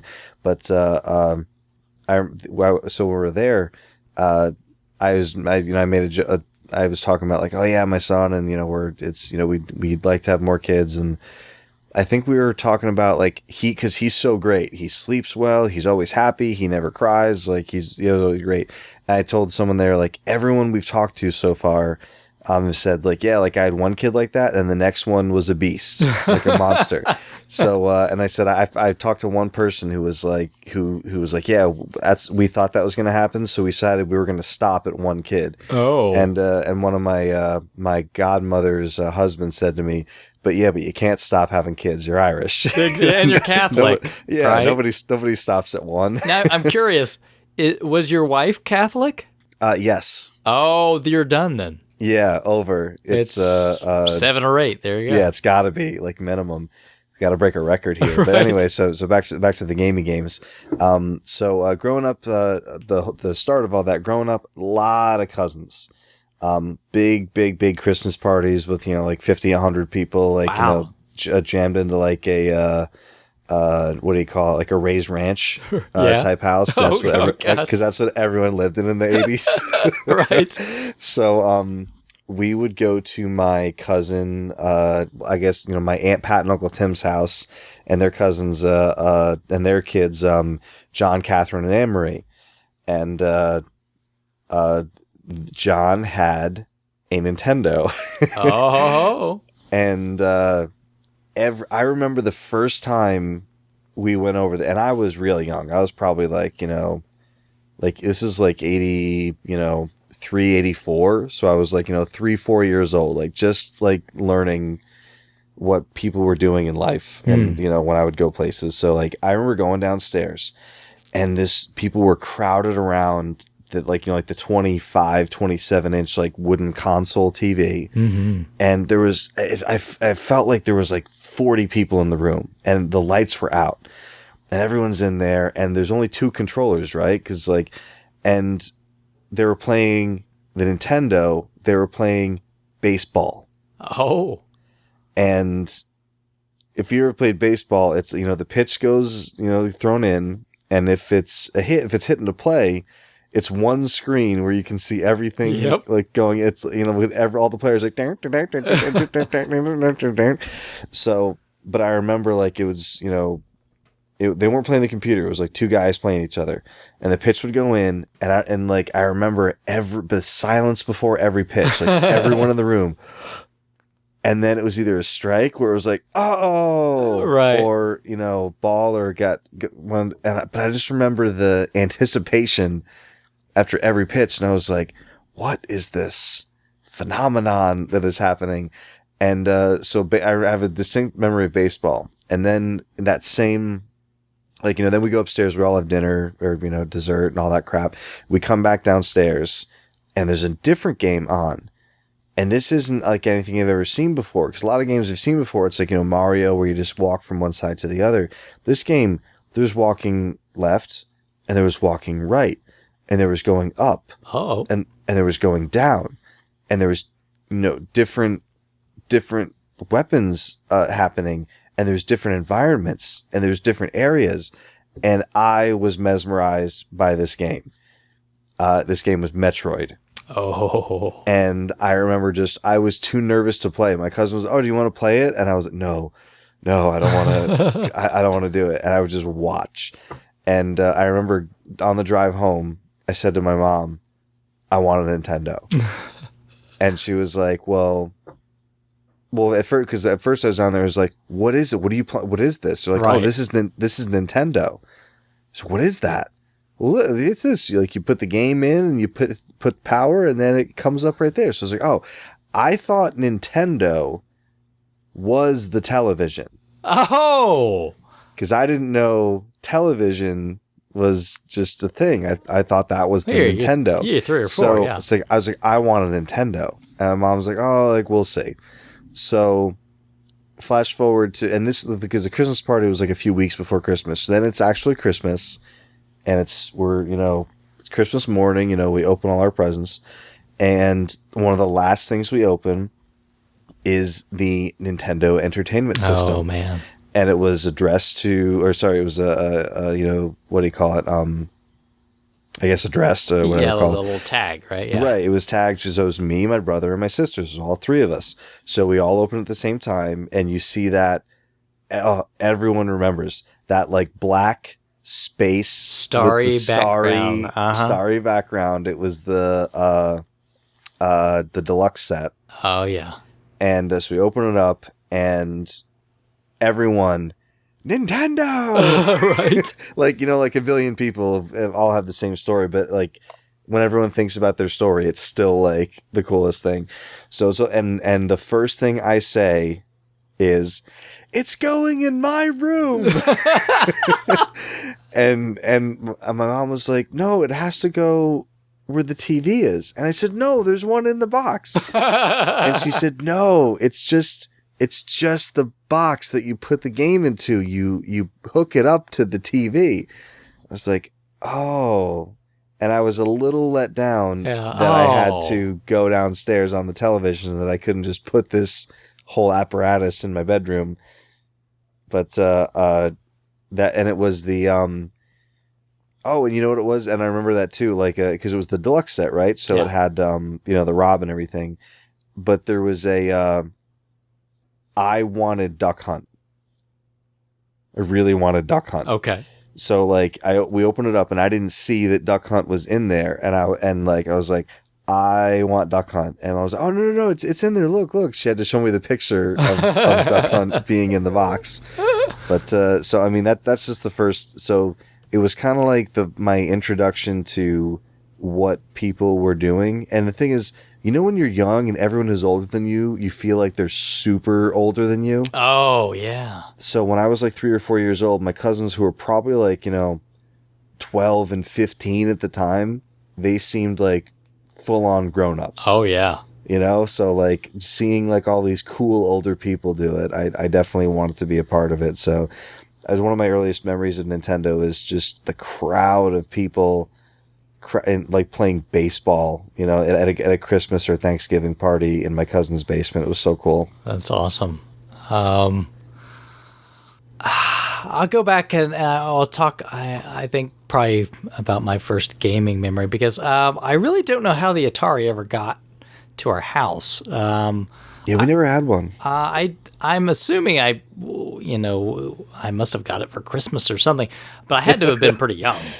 I don't remember. I just remember playing Atari, and I mean, that probably was, I want to say, 81, somewhere around there. I mean, I remember playing Atari, but we must have got it before I had any recollection of anything like that.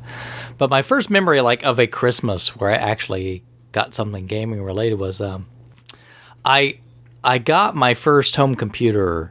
I don't know the exact year, and excuse me for clearing my throat. It's just, like I said, we're getting over this stuff. But I'm going to guess it probably had to have been like around 1983 or so. And I had been asking for a computer for quite some time. I was, and so in 83, I was, 9, and I'd been seeing this stuff in school a little bit, and was really, it's still pretty early as far as computers go. And my parents really wanted me to get one just so I would kind of, that was the thing back then, was get your kid a computer, he'll learn everything, and he'll be brilliant, and he'll make tons of money someday.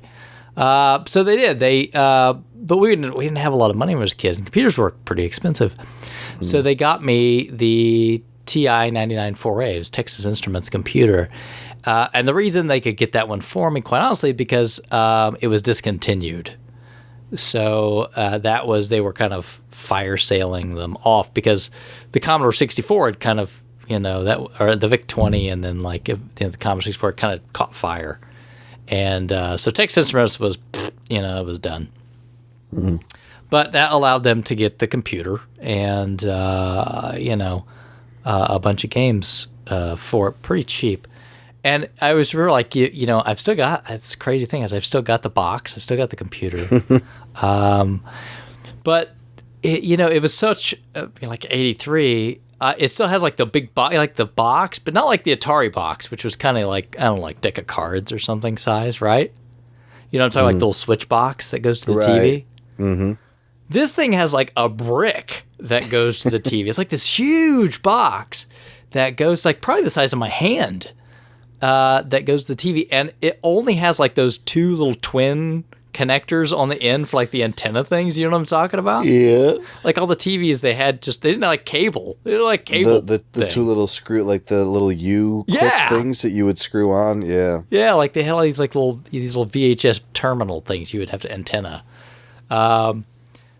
So yeah, I had to hook this whole thing up, and my grandparents, because these old computers didn't have monitors or anything, you just hooked them up to a TV. So that same year, my grandparents had got me a black and white TV, like this tiny little RCA black and white TV, and so I would have something in my room that I could hook this up to and use it. And it was a color computer, but of course, just had a black and white TV. And so a lot of the games would take advantage of color, but I could never tell what was going on. But, they got me the computer and they got me these games. And the games I remember as a kid, they got me, most of them were like educational stuff. So it was like, subtraction and addition and those sort of things, which even at the time, I was like 9, you know what I mean? Or 8. It was like, well, I don't need to learn subtraction. I got it. But I would still play it anyway, just because it was a game. And and it was like the most pathetic game ever. It was like, okay, here's subtraction, and you would answer the question, type in whatever the answer was, and it would make like this really crappy animation of like, oh, here's a flower or something. It was terrible. But there were some other games that I had with it as well. There's this one game called Parsec that I had with it, and it was like a space fighter, and I didn't have a joystick or anything. So I was like, probably like you, right? You play probably tons of PC games with your fingers on a keyboard. Yep. That was the only time I ever did that, and I sucked at it. But I would play this space fighter game called Parsec, which was pretty cool. I mean, for the kind of like level computer this thing was. I don't know. What was your first computer experience? But I mean, how was it PC? Yeah, we had like a 286 or a 386. Yeah, okay.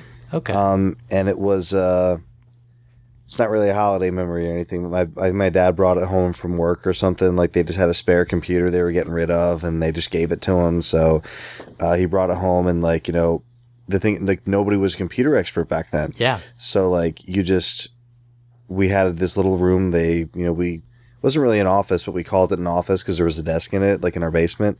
And I remember like you would turn the computer on. And it's like, okay, nothing's happening. And it's like, oh, well, like, the monitor is a different part. And then there's the hard drive. And so like the first computer we had, like we didn't really do much with it because it's like, okay, once you powered it up, you could do like a word processor. Yeah. It's like, what do you do? Okay, we just write words and then you can print them out. It's like, oh, okay, well, that's not very good. And then it was like probably the next computer we got that could run like Microsoft Flight Simulator on it or whatever. Oh, yeah, yeah. But I actually didn't get into computers like as far as like games or anything goes until we got our first Pentium machine. Oh, yeah. So we got a Pentium. It was either the Pentium 90 or the Pentium 100. But that was like our first, machine that like it could do a thing or two, like back in the 14.4 baud rate modem days. Oh yeah. Because I remember my friend got a 28.8 and I was mad because he could download things extremely slowly, slightly faster than I could. Oh yeah. But yeah, that it's the PC, and then so that's kind of when the PC gaming thing for me started. And then I kind of went into console for a little bit before coming back to PC in the the Counter-Strike days. Yeah. But yeah, I mean, that's it. Most of the time I spent with the computer was actually learning to program BASIC as a kid. Really? So how exciting is that as a kid, right? But I did it. Sounds yeah. I mean, it's better than what a lot of people end up like. I think what's the name of that website where you can learn to code for free? I don't know. I forget what it's called, but there's a website, and the whole point of it is that everyone in the world should learn how to write simple code. Oh, okay. If nothing else, like just to understand how computers work, and you'll understand programming a little bit easier. I don't know. But as a kid, all I had was like the manuals that came with it, and then like a couple computer magazines that I would get. So imagine like a 9-year-old kid. I had to sit down with big, thick computer manuals and figure out how to program a computer. Code Academy. That's what it is. Or okay. Code Academy. It's learn to code interactively for free. Interesting. And you just go to this, I found out about this like a year ago. Like you go to this website and you just, you sign up for a free account and it just walks you through it. It's like, okay, like, and it's because probably years ago you probably had to learn like all these like, complex, like, like computer. Oh yeah. Like it wasn't like it is like there's no GUIs. Oh, no. Like, yeah. So now with just his website, it's just like, okay, so basically, if you want to, like, here's a guy. If you want to make him walk over here, how do you tell the program that that's what you want? And it explains, like, well, at the root of what you're trying to do, you're trying to make this happen, and this is how computers understand that language. So you have to tell them this command, this command, this command. So basically, at the end of this free hour, kind of session, you can write a basic program, which I think is amazing that like anybody in the world can just learn how to code in an hour for free. But that's probably more useful than what I spent my time on the computer doing for years. Right. But no, that was it. That got to, I would save my programs to cassette tape. Geez. I never used cassette tape. We had didn't even have a disk drive. We had the 5 1/4 floppies and the 3 1/2s. By the time I got into the into the game. Yeah. Well, that was my first computer. So man, I spent a lot of time with that thing. You think Zach's got one of those? He should. Being the Texas Instruments guy he is, he should. Yeah. So what about you? All right, so I guess next up, sticking with the holiday theme, and Nintendo was always a big thing growing up. So it'll be another Nintendo theme story here. We had another cousin, my cousin Mike, who it was my Aunt Edna, who's my dad's sister. So Aunt Edna, Uncle Frank, and we need like a family tree diagram by now. Yeah, no, you really do. I almost need one sometimes. But so Aunt Edna and Uncle Frank and their kids, Mike, Frank, Christine, Trisha, Mary. I think that's it. Hopefully they're not listening. No, yeah. And they live just a couple towns, like one town over. Kind of actually the town where the flea market that I go to is. Oh, okay. Like I go by their old house when I go over there. And they had an intent. So it was a slightly smaller Christmas party. We had several Christmas parties a year with the big family. So it was a slightly smaller Christmas party. There was only like 30, maybe 40 people at this one. And it was a smallish house, like, probably like the size of a raised ranch. And basically it's one of those parties where like, every room you go into, there's just, like a dozen people just like, talking and laughing and having fun. Like, there's presents for the kids, like towards the end of the night. So, but me, like, and this is another house where everyone's playing Nintendo. And, there was some Contra going on. There was, a little Punch Out, a little Castlevania. And I was comfortable enough at this party where I was okay. Like, I want to play. Now I know how to play. I got my feet wet.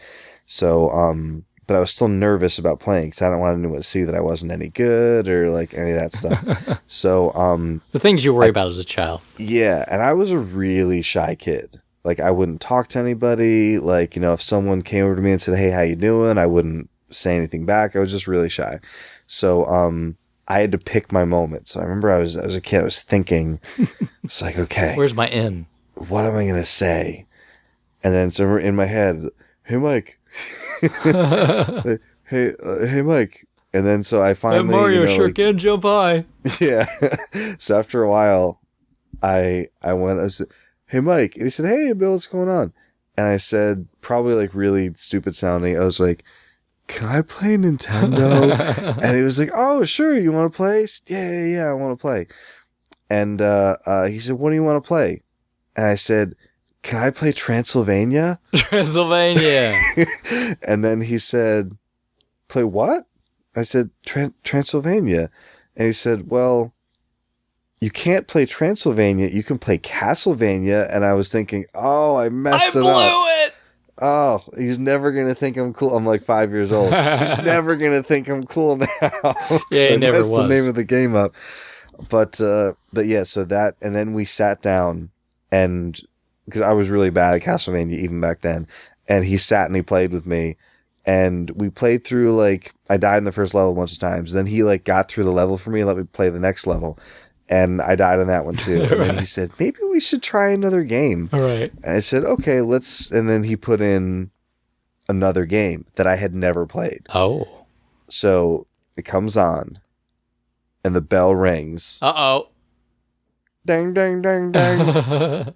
Dun, dun, dun, dun, Dun, dun, dun, dun, dun, So, dun, dun. and I'm looking at it, and the thing is, if you weren't around in the 1980s, Oh, man. like, but like, forget the video game, just the force of Mike Tyson in the world Yeah. was something that it's very hard to describe to people who, like, didn't live through it, Yeah. because people who didn't care about boxing had to see every Mike Tyson fight because they were exciting in a way that boxing never was. Yeah. So, like, when Mike Tyson's face comes up on the screen, I'd never heard of this game, and I was like, what? So, you know, it starts off, and you know how everyone plays Punch Out the first time is you just keep punching. Yeah.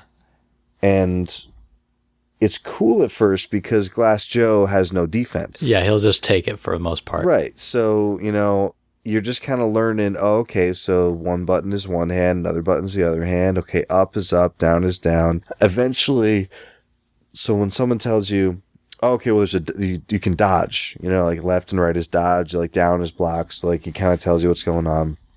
But, you know, Glass Joe goes down like nothing. He's a chump. Then Von Kaiser comes up, and he has a little bit of dodginess to him, and he'll, you know, and I remember playing, like, I played this game, and, like, so Mike left me. And I just stayed there playing Mike Tyson's Punch Out, and I played Glass Joe a bunch of times. I played Von Kaiser a bunch of times. Probably took me like a half hour, 40 minutes. I finally beat Von Kaiser. I got to Piston Honda. Oh, boy. And there was no getting by Piston Honda. And it was because it was all about, like, you know, like the rhythm of the fight, like, you know, like blocking and everything. Yeah, watch his eyebrows. But I thought I was really good. And then I brought Mike in. I was like, let me show you. And then I you know, he's watching me, and he's like, yeah, you're all right. Right. You're pretty good. He didn't want to crush you. Yeah. But then his brother Frank comes in and he's like, what's going on? I was like, oh, Billy's playing Punch Out. And he was like, why isn't he playing it right?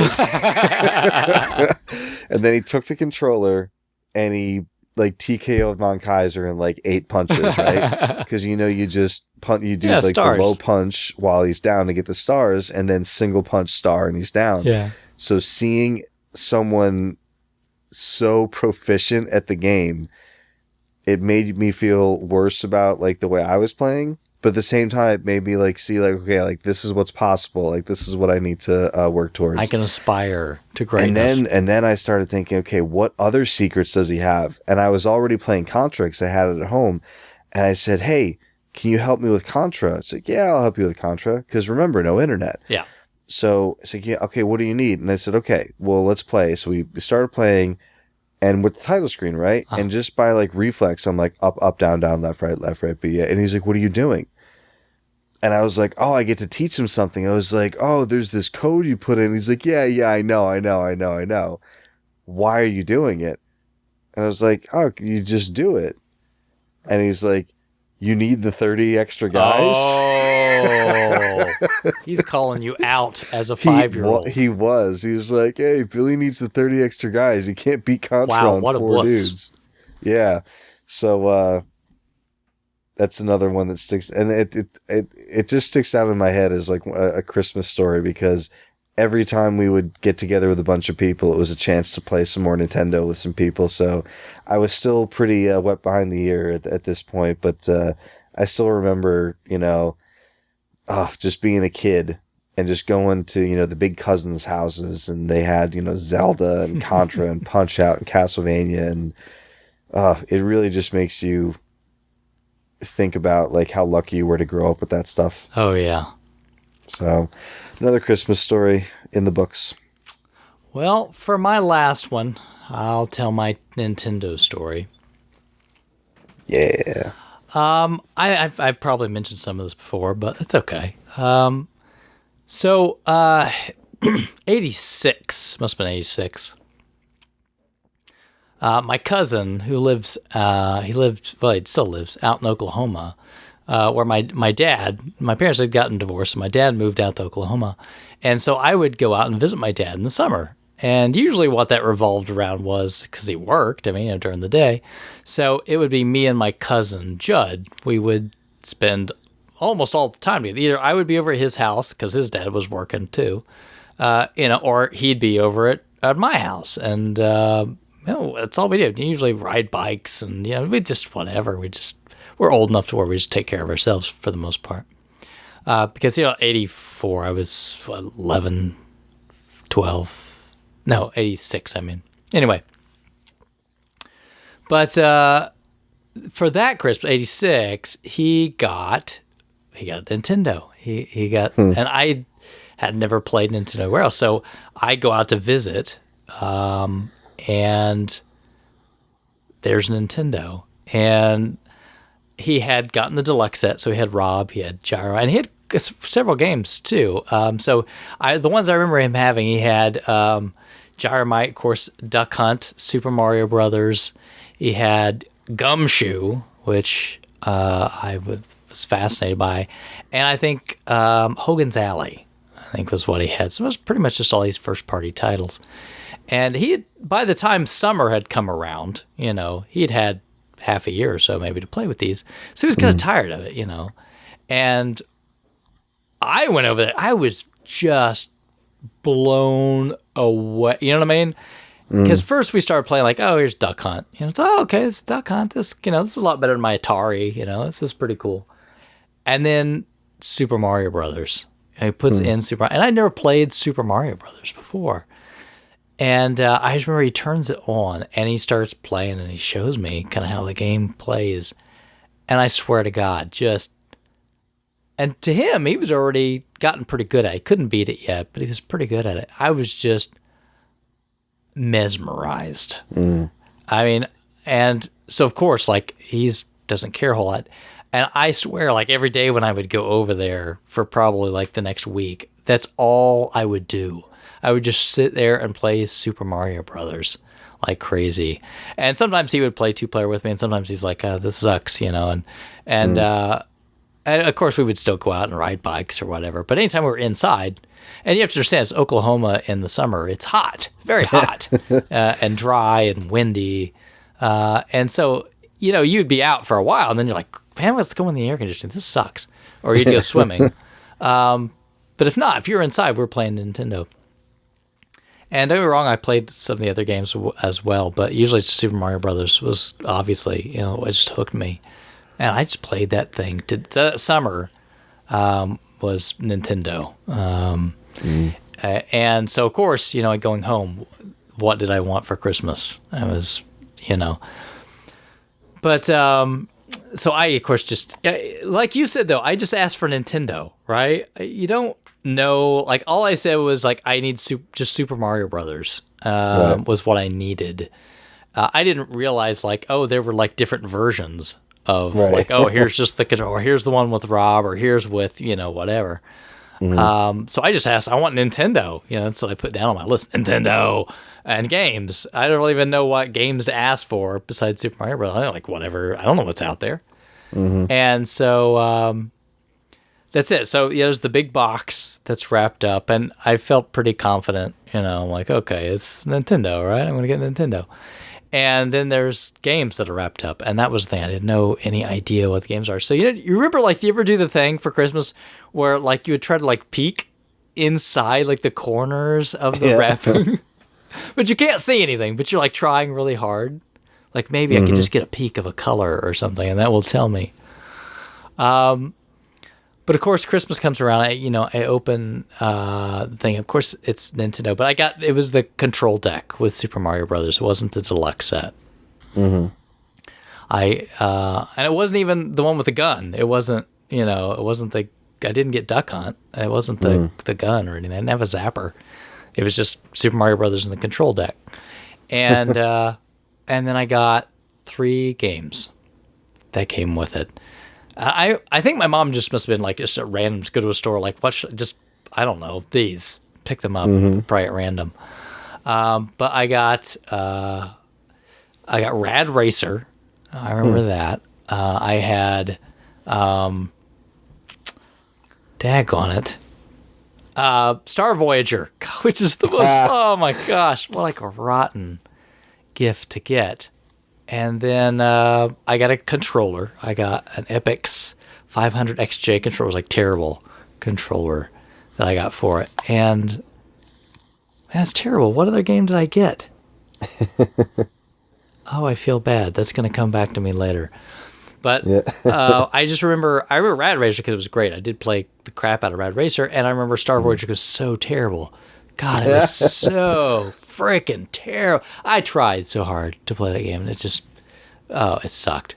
But anyway, and then my birthday is like 4 days after Christmas. So I always have Birthmas. And Bill, you know how that's because you just recently had a birthday. Yeah, mine was just a few days ago. So I think one of the people who gave me one of my presents made like a mention to my wife. So like, oh yeah, like that's our birthday and Christmas present for Bill. I was like, oh, yep, I'm familiar with that situation. Yeah, Birthmas. So anybody that's born close to Christmas knows Birthmas is really, you don't get a birthday. Everybody's just going to say this Christmas gift is for your birthday too. Yeah. My mom would try to make it separate, which is, was great. But for my birthday, which was just a few days later, I got to go to the store and pick what game I wanted. And we went to the store, and Legend of Zelda was there. And I didn't even know. I just commercials. I just see these commercials, and I'm like, oh, and this is gold. You see like, holy crap, this one's gold. This one's got to be awesome. So I remember at Target, and it's just, it was there at the right. I'm like, yeah, that one's gold. It's got to be great. And it's like got a sword and everything on the front. You're like, oh yeah, this is it. And then that was, oh man, that was it. Probably just played freaking nonstop Zelda for months. I get to the point because when we were kids, you didn't have if you're like me, you didn't get many games, right? No.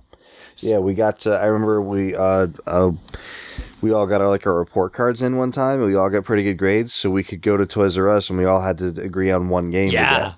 But it wasn't like there were games just coming home all the time. Like when you got a game, it was a big deal. It was either a birthday or Christmas or, something like that. So and I remember that one of the games that we got and we all got good report cards was DuckTales. Oh, that's a good one.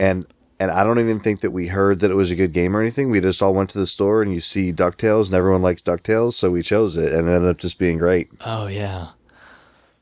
But, back then, you didn't have anything else, so you would just play it backwards, forwards, backwards, over and over again. I remember like Zelda, I went through, beat the game, you beat the second quest, and then I would just go through again and just do stupid crap. Like, okay, I'm going to go through it now without any of the rings and beat the game, just because. You know what I mean?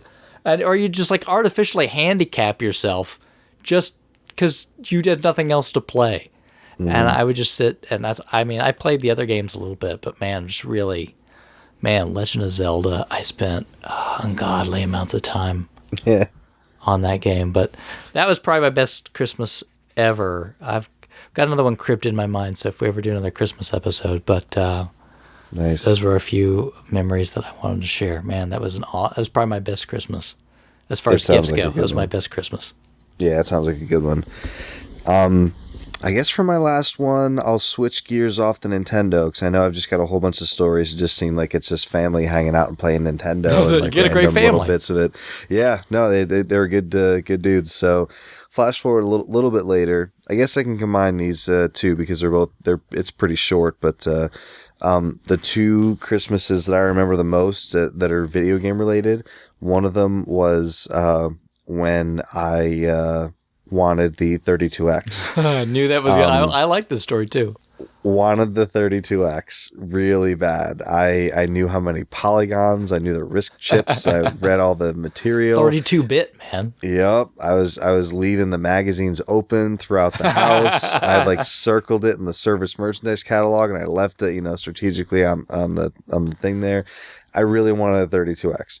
And kind of a side note, we had a Genesis 2, and it wasn't in the best shape. Like the power cable was loose on it, like needed to be like resoldered or something. So like we had to like stick a cart in between the power cable and the AV cable so that it would, had enough tension to like, connect. But every once in a while, like it would just power off for no reason. Oh yeah. And it really was kind of like annoying, and it bugged us. My parents knew that. So anyway, Christmas morning comes around, and I get the 32X, and what I remember about it is it was addressed to me. Oh, it was to Bill. It was not you didn't have to anybody share. Else. No. But the surprise that year was my parents. They knew the Genesis wasn't like working great. They got us a new Genesis 2. That's huge. And which was kind of like, you weren't expecting it because you already had one, but it didn't really work that well. So like when we got it, it was like, this changes everything. This is great. Like we have a new one. It's working. It's good. And it was kind of like, it was a Costco deal. It was kind of like in like clamshelled all together. Oh, like a bundle. Right. It was like the legit system. And it was like, I think like another game, and it was a third party controller. Now I'm not usually into third party controllers because I'm a controller snob, right? Yeah. This third-party controller became one of my favorite controllers, and I actually eventually found one, and I have it today. What is it? It's an AC controller. Huh. Or however you say that word. Like ASCII? Right. Yeah. ASCII? I guess ASCII. I don't know. Yeah, I don't know either. But that's who makes it, and it kind of looks like a Super Nintendo style where it's got 4 face buttons, and then it's got 2 shoulder buttons. Really? Yeah, and it's got... Is it a real 6 button? Yes. Wow. And it's got turbo, off, on, and like off turbo and super turbo, but like switches for each button. Oh, those were nice. Yeah, and it's thin, and it's feels good in your hand. I'll shoot you a picture of it, or maybe we'll add it to the show notes. Yeah. But it's my favorite third party Genesis controller, the only one I really ever got into. But yeah, it was the only downside of that 32X Christmas was, since they were trying to convince everyone to buy 32X games, they did mail-in rebates, and my mom, before she gave me the games, cut the UPC. Original UPC off of so it was like Star Wars, arcade, Virtua Fighter, and Virtua Racing, I think, and all of them had the UPC cut off. And I was like, "What happened?" And she was like, "Oh, it was a rebate, so I just cut it off." And I was like, "I would have given you the $5." Take it out of my Birthmas presents. Yeah. And then so like another one real quick, another Christmas several years later. I've been out of video games for a while. Haven't been playing PC games, haven't been playing console games, and something gets me back into it. Someone at school, I'm like freshman in high school, and someone there is like, "Listen, you have to play Final Fantasy VII. I know you haven't played a game in a while, but you have to play Final Fantasy VII." Oh. So we were talking about it a lot. So I asked for a PlayStation for Christmas. My parents get us the PlayStation and 3 games. Uh-oh. We got Final Fantasy VII. Wow. What was the first game? What was the second one? It was I've got the third one in my head, and I'll save it for last. I actually really like this game, even though it's not good at all. But I really enjoyed it back when I had it, and I don't know, something about it. I just like playing it. It was oh, yeah, that's right. It was Final Fantasy VII. It was NHL 98. Oh, there you go. Right? So you got to get a hockey game. Perfect. Peter Forsberg was on the cover of that one. That's a good game. And it was Star Wars Masters of Terras Kasi. Oh, man. This game now I know the game's not good, but I was into Star Wars. I fired it up. Oh, it's a Star Wars fighting game. Like, let's see how good this is. And I was like, oh, it was pretty good. Like, it's good in the sense that it's like a game. That it functions and boots and then up. it works. and you could use lightsabers, and there was a move with Han Solo where you could shoot his blaster, and like, there was Boba Fett was in it. So like it was cool in that sense. I'm sure the game is not good. I have extremely rose-colored glasses when it comes to this. Like, Oh, you don't have it anymore? Oh no, I still have it. I just haven't fired it up in a long time. Oh, I smell a blog post in the future. Oh man, I would love to do it would probably make me upset how bad the game is. I really enjoy Masters of Terrascasi. Like I see the cover art in your mind, you really and enjoy I get it. excited about how much fun I had playing that game. That was a great Christmas because all three of those games, NHL 98 was great. Final Fantasy 7 obviously is great. And just this rando Star Wars game that I never heard of that I actually kind of enjoyed, even though it's probably not very good. That was another really good Christmas. And yeah, that's all I got for Christmas rambling stories. Oh man, good stuff. Well, I'll be tossing in Krabby's Christmas memories here. Unfortunately, we can't back and forth with him a little bit, but at least he'll get a chance to share his memories as well here on the show. And and quite honestly, we'd like to hear yours too. So the holidays are upon us. So, whether you're doing the feats of strength or lighting candles or whatever you're deciding to do, share some memories with us. Let us know. I'm so glad you said that. It was great. That's right. It's a Festivus for the rest of us. Feats of Strength. That's right. The airing of grievances. Let it begin. But seriously, from all of us here at the Collectorcast, all of you, happy holidays. Merry Christmas. Definitely. And enjoy, and we'll catch you in 2015.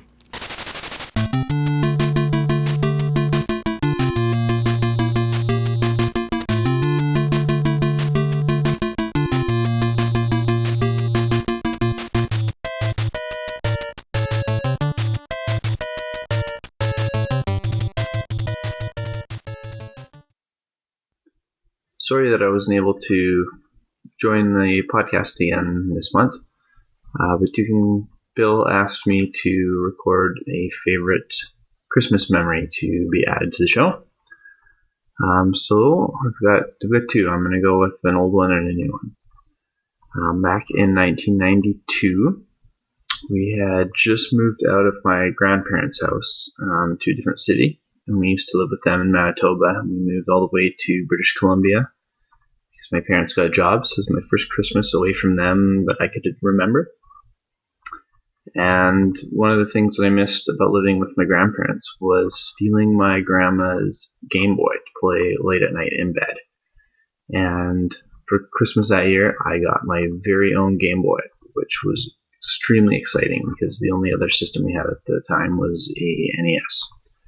And it was the first time I had independence with gaming, where I didn't have to wait for a television, or I could play it on road trips. It was mine. I could choose when to play it. It was a very unique gift for me, and I got a couple of games to go with it. They weren't the best. I got Revenge of the Gator, Pinball, and I can't quite remember the name of the title one. It was Adventures of Starbreaker or something like that. It wasn't fantastic, but it was mine and it was cool. And more recently, last year, my son has been very big into Skylanders, and we got him Skylanders Swap Force last year for Christmas. And it was just a blast watching him open it, and not really being too interested in the rest of the presents that he had under the tree, but going through the motions and getting them done. And then after that, we plugged in Swap Force and just played it for a couple hours on Christmas, brand new, the two of us.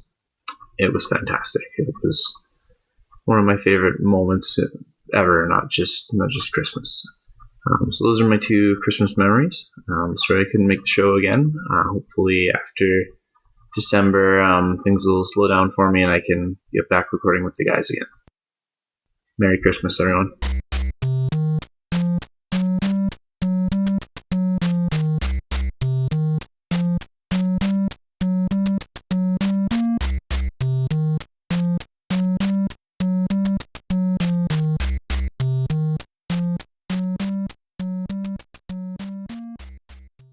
All right, well, thanks everybody for listening to another episode of the Collectorcast, and thanks for making it a great 2014. We really enjoyed doing all this.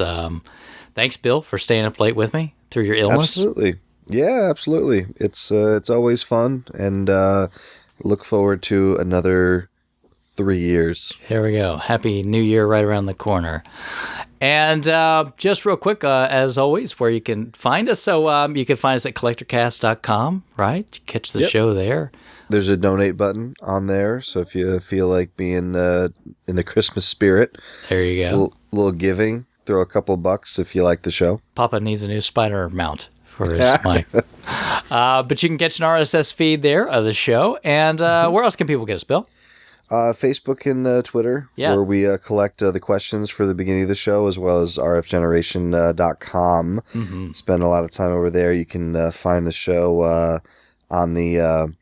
there is a podcast thread over there where all the RF Gen podcasts, including the Playcast, newly renamed. You can find that over there, yeah.